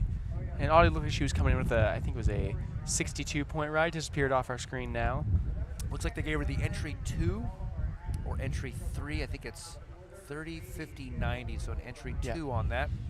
And it looks like maybe one of the judges might have given her even an air bonus on that. Yep. That popped up over that 50-point range. You can get links and you can get bonuses now on the entry moves. That wasn't a thing a few years ago, where it was just 30, 50, 90 done. And if you linked it right into something else, you really couldn't get any extra points like you can in the middle of your ride. All right, so we're going to have this break again while we let the paddlers get back upstream and situated. With 3 paddlers, even if we didn't have any sort of accessibility issues, with 3 paddlers getting out and getting back up is still a big challenge. So we're going to give these paddlers all this time. We want this competition to run smoothly. We've allotted for all this time, and we're running on time today. We're great. We are in the women's canoe finals. We're going to go into men's canoe finals, women's juniors finals after that, men's junior finals after that, and then women's and then men's finals. We already had earlier today the men's qualifier or men's semifinals. Oh, it was super intense. It was. You competed in that class. Yep, That's I competed yesterday in the quarterfinals. Didn't quite get to the point where I was able to paddle today, but so much fun competing in that class, and really, really stiff competition. It's always very competitive in all these classes, really. All right, here we go. Jack back in her boat. She's in that plastic giggy prod by XOC Kayaks. We see a lot of carbon giggies, not a lot of plastic ones, so that's kind of nice. It's a little bit heavier, a little bit softer, but people love it. Easier to modify too. You know, plastic boats are just a little easier to get into and work around. Okay, look at that color coordination too. All that blue looks great. This is pretty nice. All right, Jack sitting third place right now, 5 points. Can she give us another spin to add to this? Possibly both spins. What's she going to give us?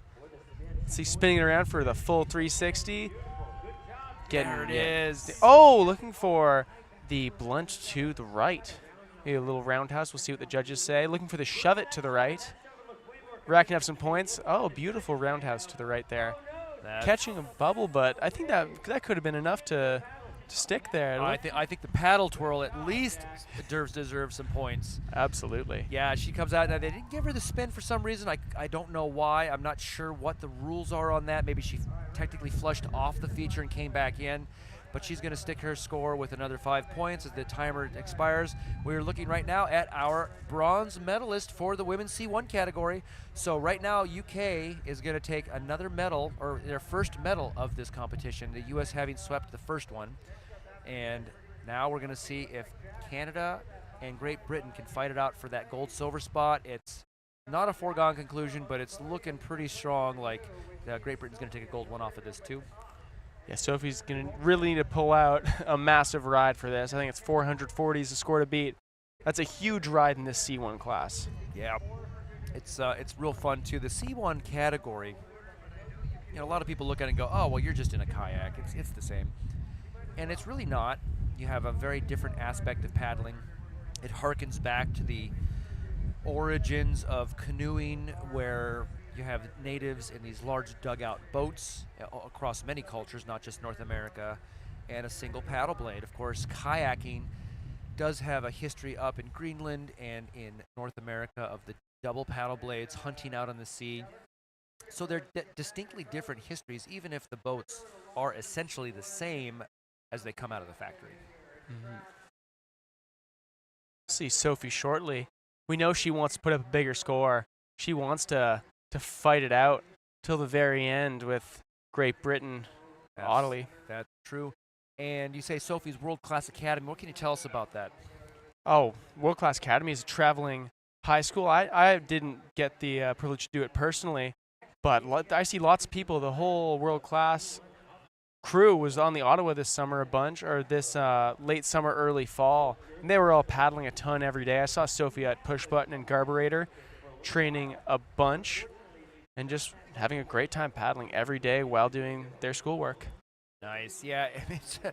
Can you imagine? Did you do World Class? Were you a member? I did not, no. No, when I was growing up, there really wasn't a World Class, but it's so neat to have these adapted programs to really just celebrate and integrate the outdoor life, especially for kayaking, which is it's a really hard sport. It's not something people can't get into, but it's definitely something that takes a lot of effort and equipment. It's not like just going on a tennis court or throwing the basketball around, so it's wonderful to see him be able to do this. So here we go, Sophie from Canada. Sophie dropping in.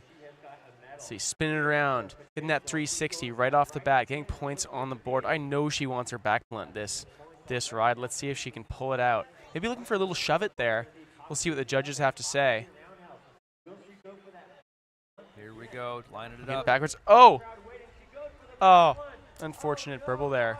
Can't quite bring that together. I think she's going to fight back up here, though. She definitely has time on the clock, and she is going to go ahead and give it up.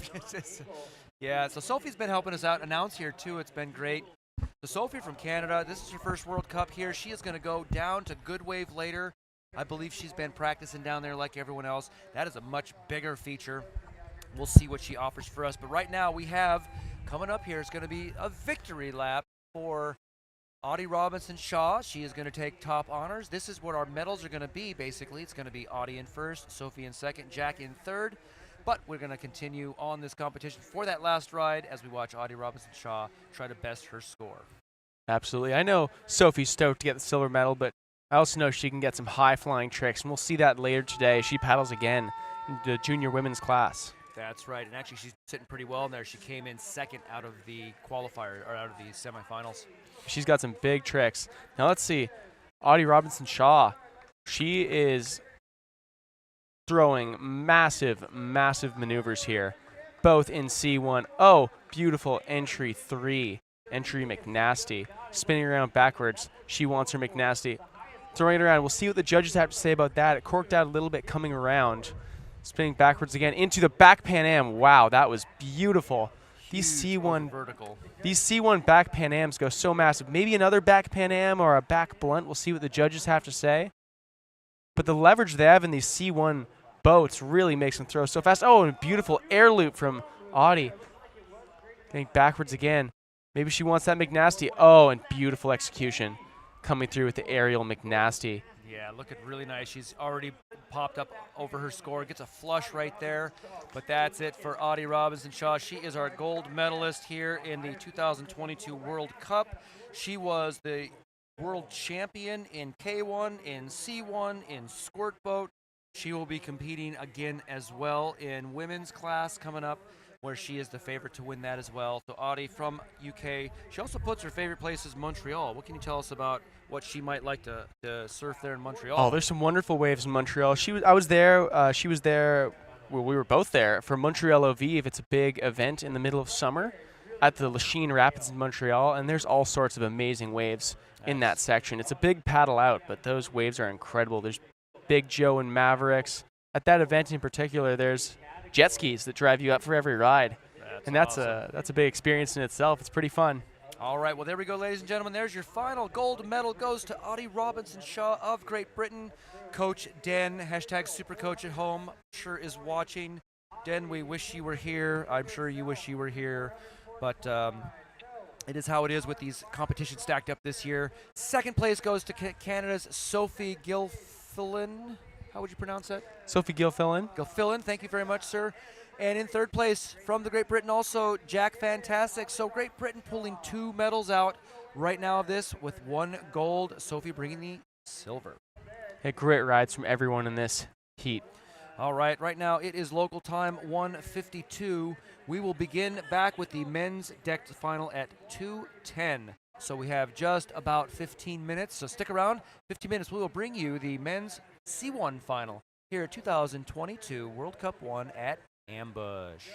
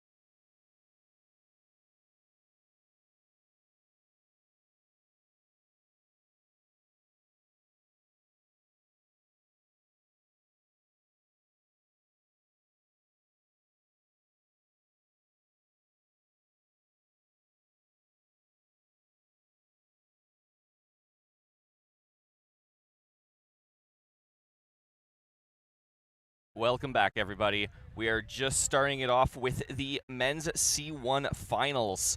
This is Zachary Zwanenberg. I'm going to be one of your hosts today on the live.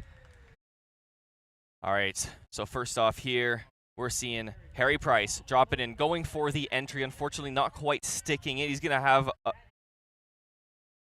tons of time to make his way back up. Still got 30 seconds on the clock. Unfortunate, a little catch. Though that eddy can be extremely boily, especially in C1 on your knees. Oh, let's see if he can get himself back up. He's good. He's still got 20 seconds. He's still smiling. When you're standing up there on your knees, you are a good ways up. And it can be very, very unsteady at times. Goes for the McNasty. Almost sticks it. Not quite. This is going to be his first of 3 rides in this final. Remember, in finals, only one ride counts, so you keep your best ride. I'm pretty sure he's going to want to stash this one aside for now and go for one of his next ones.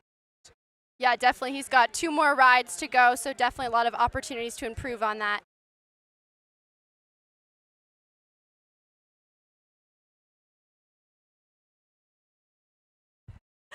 I'm Savannah, and I'm going to be helping Zach announce for this round of C1 Men. Yeah, we've already seen a couple really intense rounds. We just saw the OC1 finals where we crowned our first gold medalist of this World Cup. Followed it up by the women's C1 final where Audie Robinson of Great Britain took first place there. So now we're going to see who can take the top spot in this men's C1 final.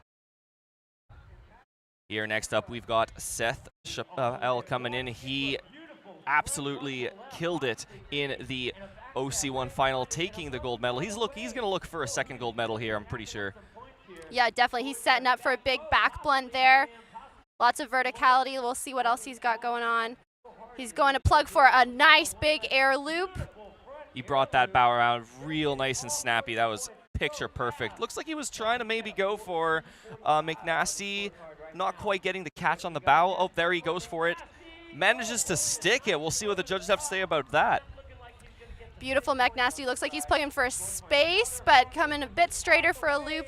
And an unfortunate flush, but that was still a solid ride for Seth Chappelle. Yeah, so it looks like the closing, as they're still tallying stuff up, sitting around just under the 300 mark. We'll see where it settles at. He's an absolutely phenomenal all-round sea paddler. Like we mentioned earlier, paddled in the OC1, took the gold position, and he's going to want to do equally well or close to equally well in this C1 class. We can see the replay here on the screen, that nice big air blunt to the right. Setting up for that back blunt. Solid first ride for Seth Chappelle. The judges are still tallying up the score. We're sitting at 288 right now, but we'll see if that goes up or down. We're up to 298. And we've broken the 300s. We'll see what the final score will be.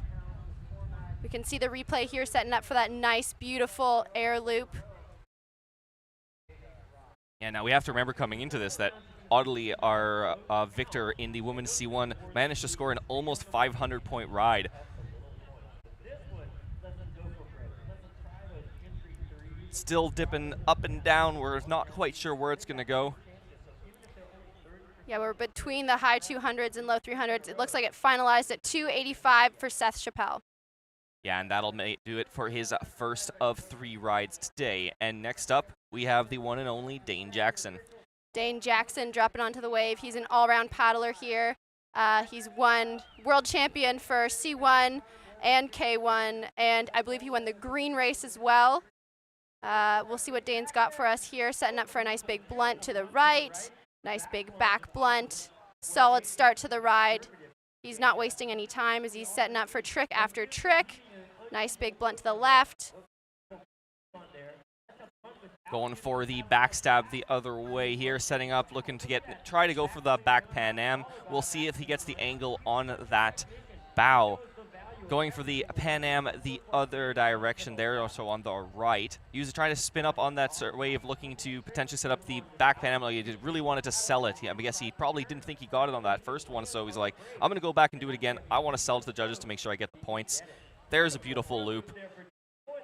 And something you'll see in C1 is, since you're sitting so much higher in your boat, you'll see sometimes with those loops, the boat kind of whips around and almost like slaps up against the water. It's something you really only see mostly in C1 due to that extra, sometimes foot or so of leverage that you get from sitting up on your knees there.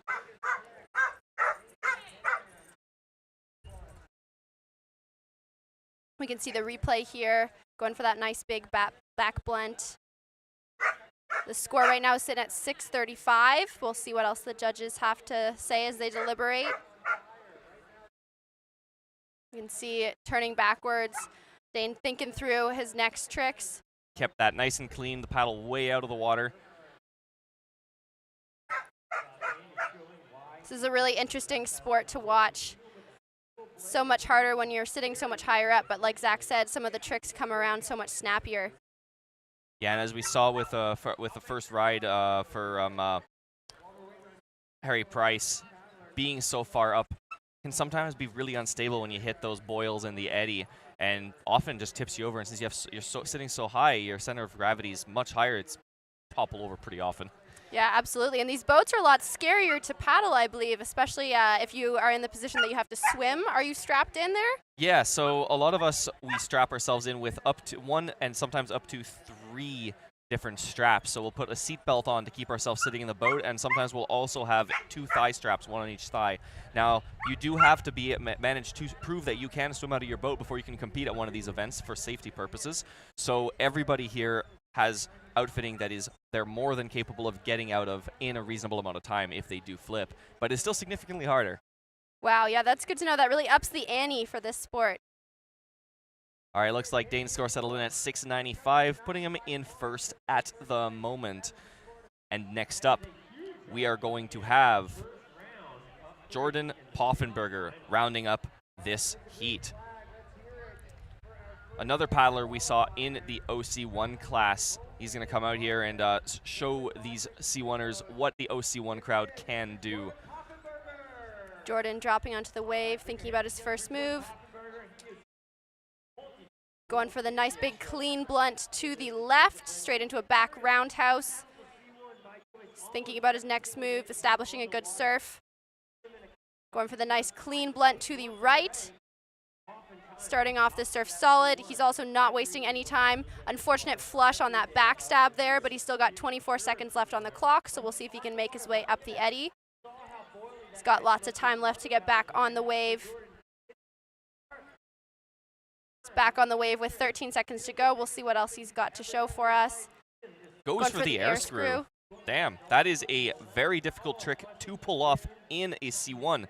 Because you're sitting so much further up, it's already hard enough in a kayak, but now you're sitting so much further up, you need to keep that boat even higher up in the air for the judges to count that air in. Also, the lack of that second blade, when you do an air screw, you do use that other blade to push yourself back up. And here, you just have your hands, so you need to really get that rotation all the way around. It's a very impressive trick to see in C1. Especially on a feature of this size. Definitely. So Jordan Poffenberger sitting at 113 so far. We'll see what the judges have to decide. Next up, we're going to start at the top with Harry Price. We're just watching the replay here of some beautiful tricks from Jordan. The judges are still deciding on the score. Yeah, and there's a good chance that they may run a ghost paddler to give all of these paddlers an equal amount of time in the heat due to my absence due to injury. But we'll see next up, as mentioned, Harry Price. He's going to look at best his first ride. He's definitely capable of it. Oh, 100%. We've seen Harry throw down some big rides. Well, just all depends on the day. And this is going to be one of those tough events, being only 4 paddlers. Only one person here is not going to podium. This level of stress for these paddlers is significantly higher due to that. You're not just like, oh, I'm like, there's 2 of us that didn't podium. No, I'm the only one that didn't podium. Absolutely. You definitely want to be up there. You want to push yourself to be in that top 3. Puts a lot more pressure on you for sure.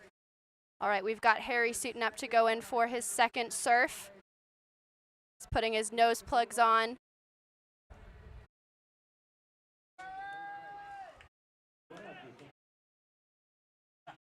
All right, Harry looking for his surf. Looks like he might be setting up for an entry move. We're not sure.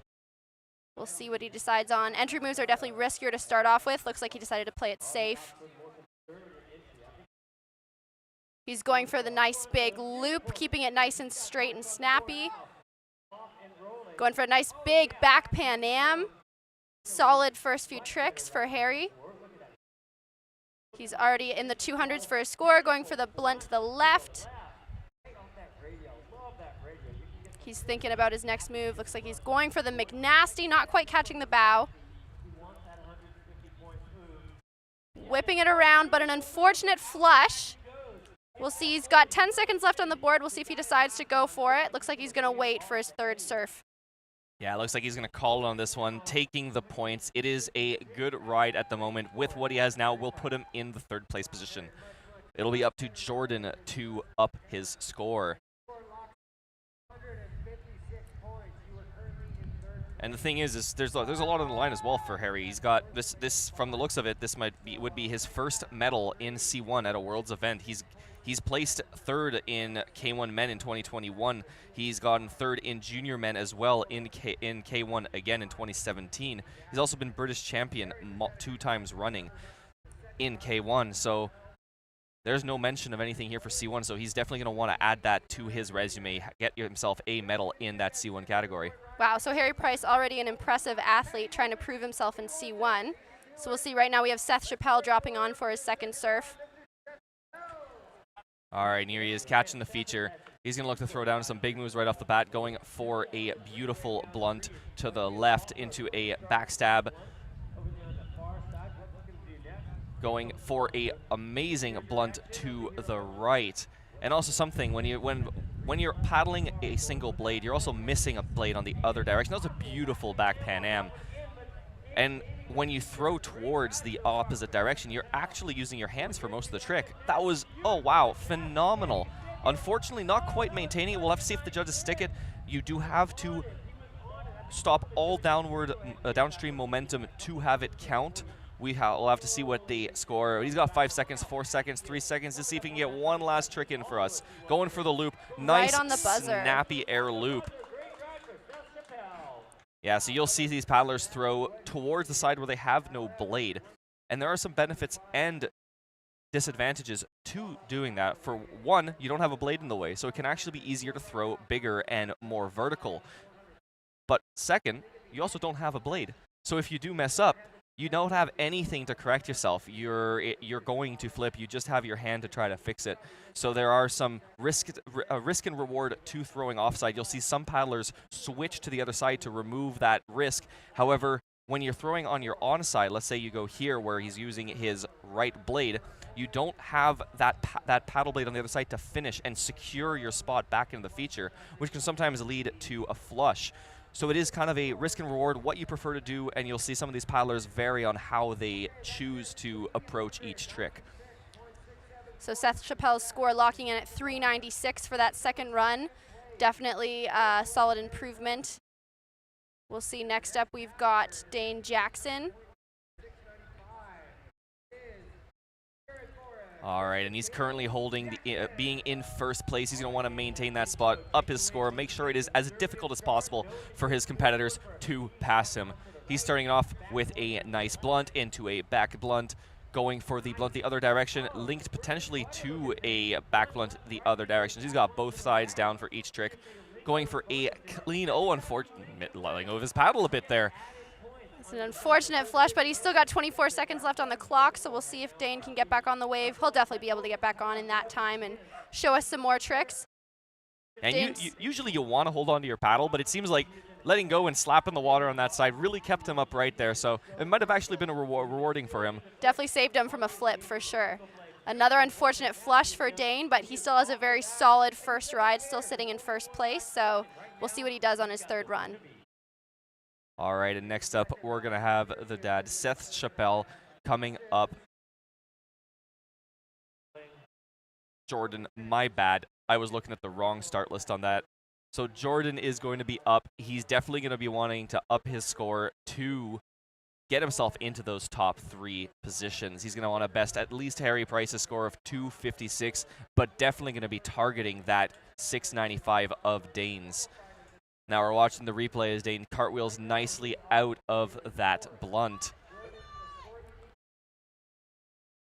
Spinning around, setting up for that big back blunt. We can see the hand just kind of slipped off the paddle there. Goes and puts that hand in the water, help keep himself upright. Not necessarily the recommended way to use your paddle, but it worked. So the judges are still deciding on Dane's score for that second run, but again, he'll still keep that first high score from his first run. So we'll see what Jordan has for us in his next serve. Dane's score is currently still sitting at 228, locking in at 228 for Dane's second run, and then we'll have Jordan Poffenberger dropping into the wave in just a few seconds.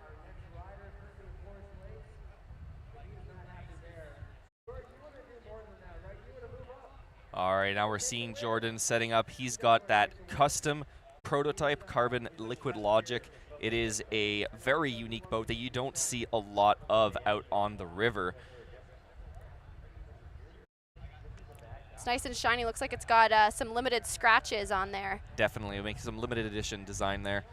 Give it a little more value. All right, he's waiting to drop in, waiting for the green flag from the judges as they get ready. Looks like he's gotten the flag and he's about to go in, doing a few warm-up stretches. Let's see what he's got for us.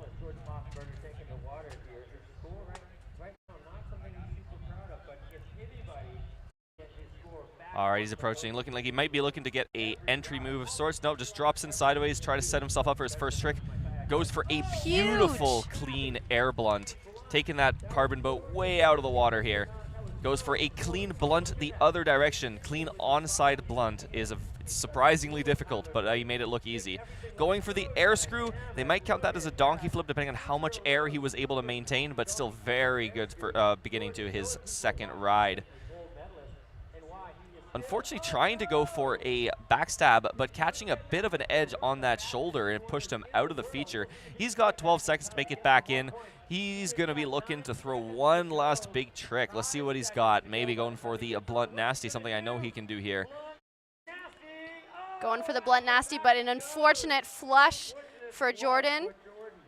Looks like that'll put him at 195, still beating his first score so far, but the judges are still deliberating on that one.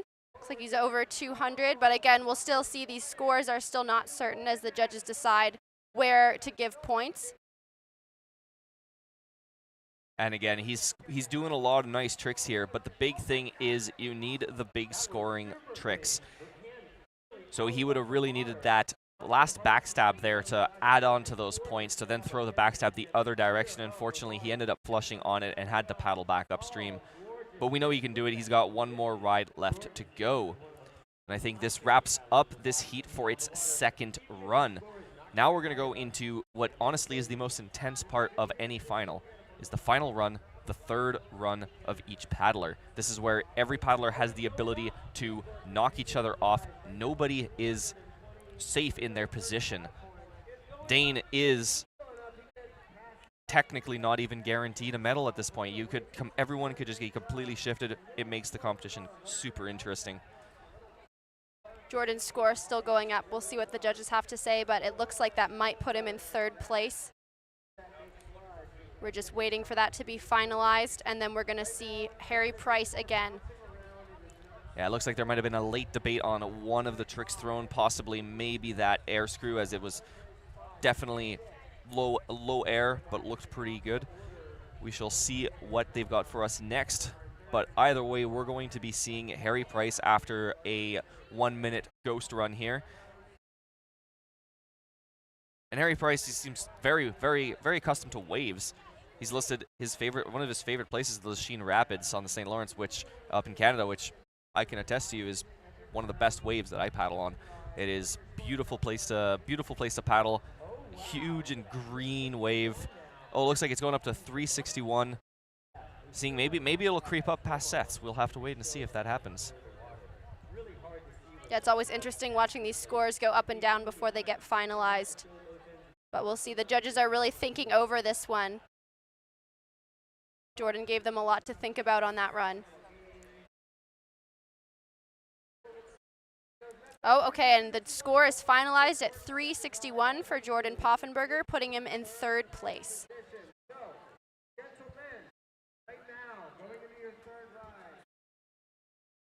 All right, and here comes the current 4th place holder, Harry Price.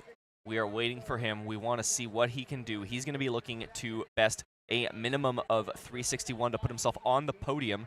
It is still not a guarantee if he pulls that off, so he's going to be looking to go even higher. He's going to be looking for as many points as he can get. He's going to want to show the world what he can do in a C1. This is his last chance to show us what he's got in this round. We've seen some good tricks from Harry so far. We'll see what else he's got for us in this last ride. Goes right for the loop, choosing to go with the hole tricks, unfortunately flushing off of that. Let's see if he can make himself all the way back up the eddy. He has got to be exhausted at this point. His 3rd ride, flushing right off the beginning, but he's got plenty of time once he gets back in to throw as many big tricks as he can.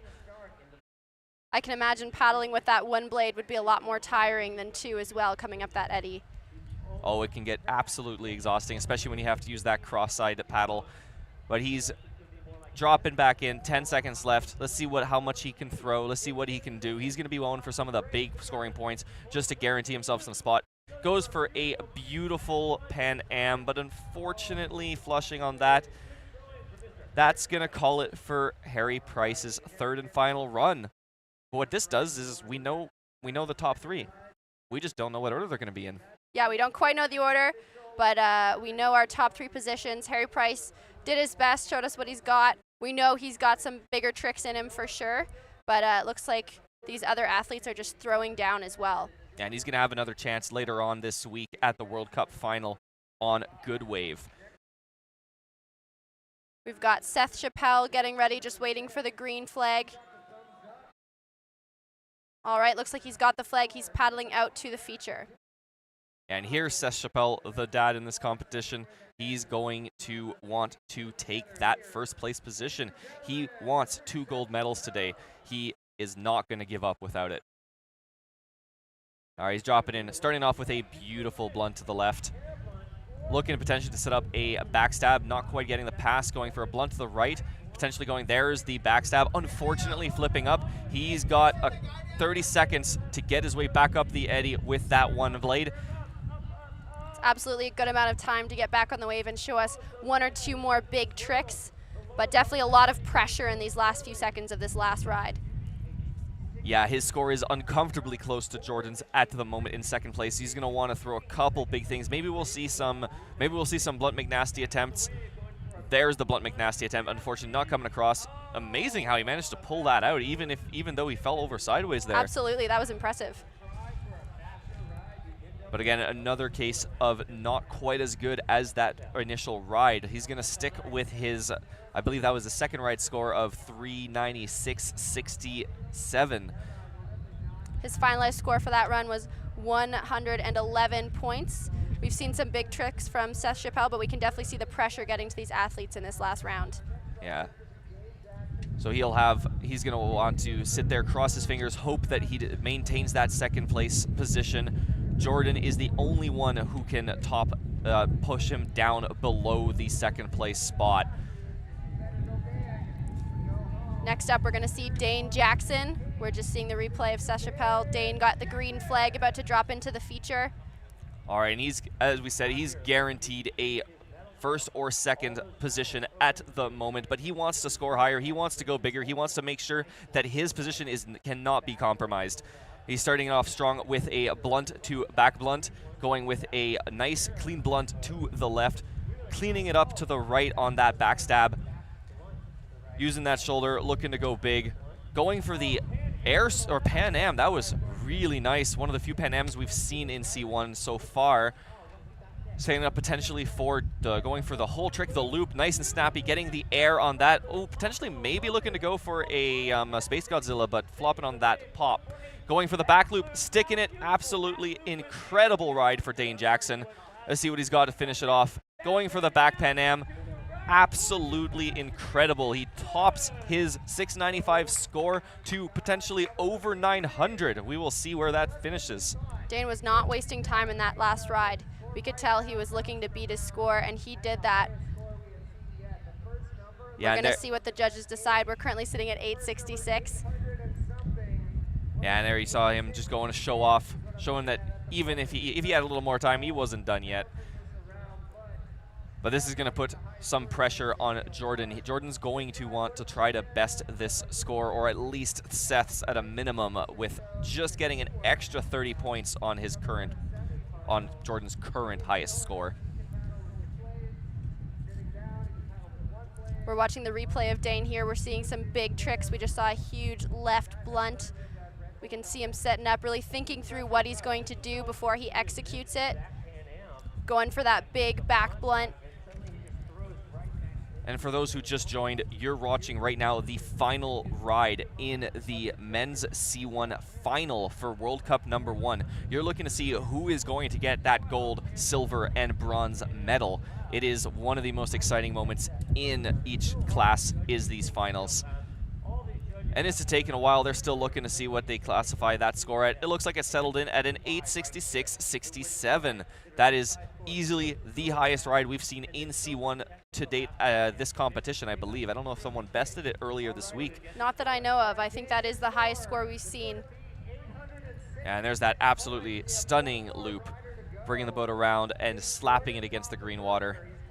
So next up, we're going to have Jordan Poffenberger. He's going to be looking to beat that score in second place.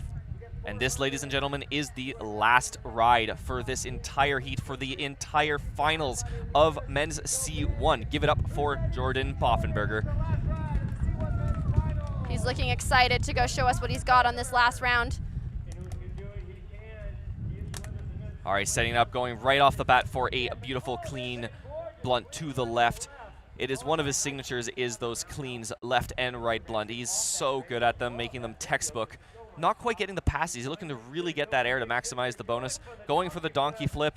Looks like he brought it around pretty good. We'll see what they give on the score for that. Going for the clean the other direction. Looks like he was trying to pull it around for potentially a blunt McNasty. Getting the front loop. He's already at 380. This is 400. This is incredible ride for him. He's going to want to keep going. He's not quite going to have enough time to make it up, but that's okay. As long as his score does not adjust down, this should put him in the silver medal spot. This is a close one for sure. Right now, his score's sitting at 400 points, but again, this can change. And the second place, as of right now, is Seth Chappelle at 396. So we're looking at a 4-point difference right now. We'll see where this ends up. Yeah, this is where it can get, 430. I was going to say, this is where it can get exciting because the points can go up, they can go down. We don't know until it's finalized, but it seems like right now it bumped up to 430. It's looking pretty good for Jordan here right now, but again, this is still, the nerves are high as we wait for the judges to finalize this score. It's going up and down between 426 and 430. Yeah, either way, he's going to be very happy with this. In the last two rides, going from being 4th to 3rd to 2nd, constant progression, exactly how he likes to see it. He does not want to see a downwards momentum. He always wants to be pushing higher and higher. All right, so now we're just waiting on the final decision, but it's looking like it looks like he's probably going to stick in that second place, but until we know, we can't call it. There it is, finishing at 430, giving Jordan Poffenberger the silver medal at this year's World Cup #1 in freestyle kayaking. So we're gonna wait. We're gonna wait for the final thing. Here we have the unofficial. We're just waiting for our screen to come back here. It has disappeared, so I won't know the scores, but we know it is Dane Jackson in 1st place, Jordan Poffenberger in 2nd place, and Seth Chappelle in 3rd position. A sweep in men's C1 for the American competitors. And with that, I believe we have a short break here. I'm just looking for the time. All right, it looks like we're going to be back in about 20 minutes. In the meantime, just before we go, I'd like to thank all the sponsors for the event, including some like Coca-Cola. We have Georgia Power, who's been supplying all of our water. We have the city of Columbus. We have Uptown Columbus. We have Phoenix City. We have Whitewater Express, who's been giving us all competitors an incredible place to live, rides up. And then to wrap it off, we got Columbus is the second largest city in Georgia. It is behind Atlanta with 206,000 residents. The Chattahoochee River, which is before us where this competition is happening today, spans from North Atlanta down to the Gulf of Mexico. For 150 years, the river had 2 hydro dams powering several textile mills. After the last mill closed in 2000, the civic leaders, along with the Corps of Engineers, had a vision to restore the river's natural beauty. Uptown acquired the defunct dams, and 10 years later, and with the work of McLaughlin Merrick, the dams were removed and the river was redesigned with a centerpiece of the Wave Shaper, which is located just above Good Wave, which is the wave we will see in the World Cup final coming up later. We've also got Synovus Bank to thank as a sponsor, TSYS, who are the ones who pioneered the magnetic credit card strip, WC Bradley Co., who incredibly invented the Charboiled Grill and Tiki brand torches. Big thank you to all of our sponsors, like Zach was saying, and we'll be looking forward to seeing the junior women's finals coming up in about 20 minutes.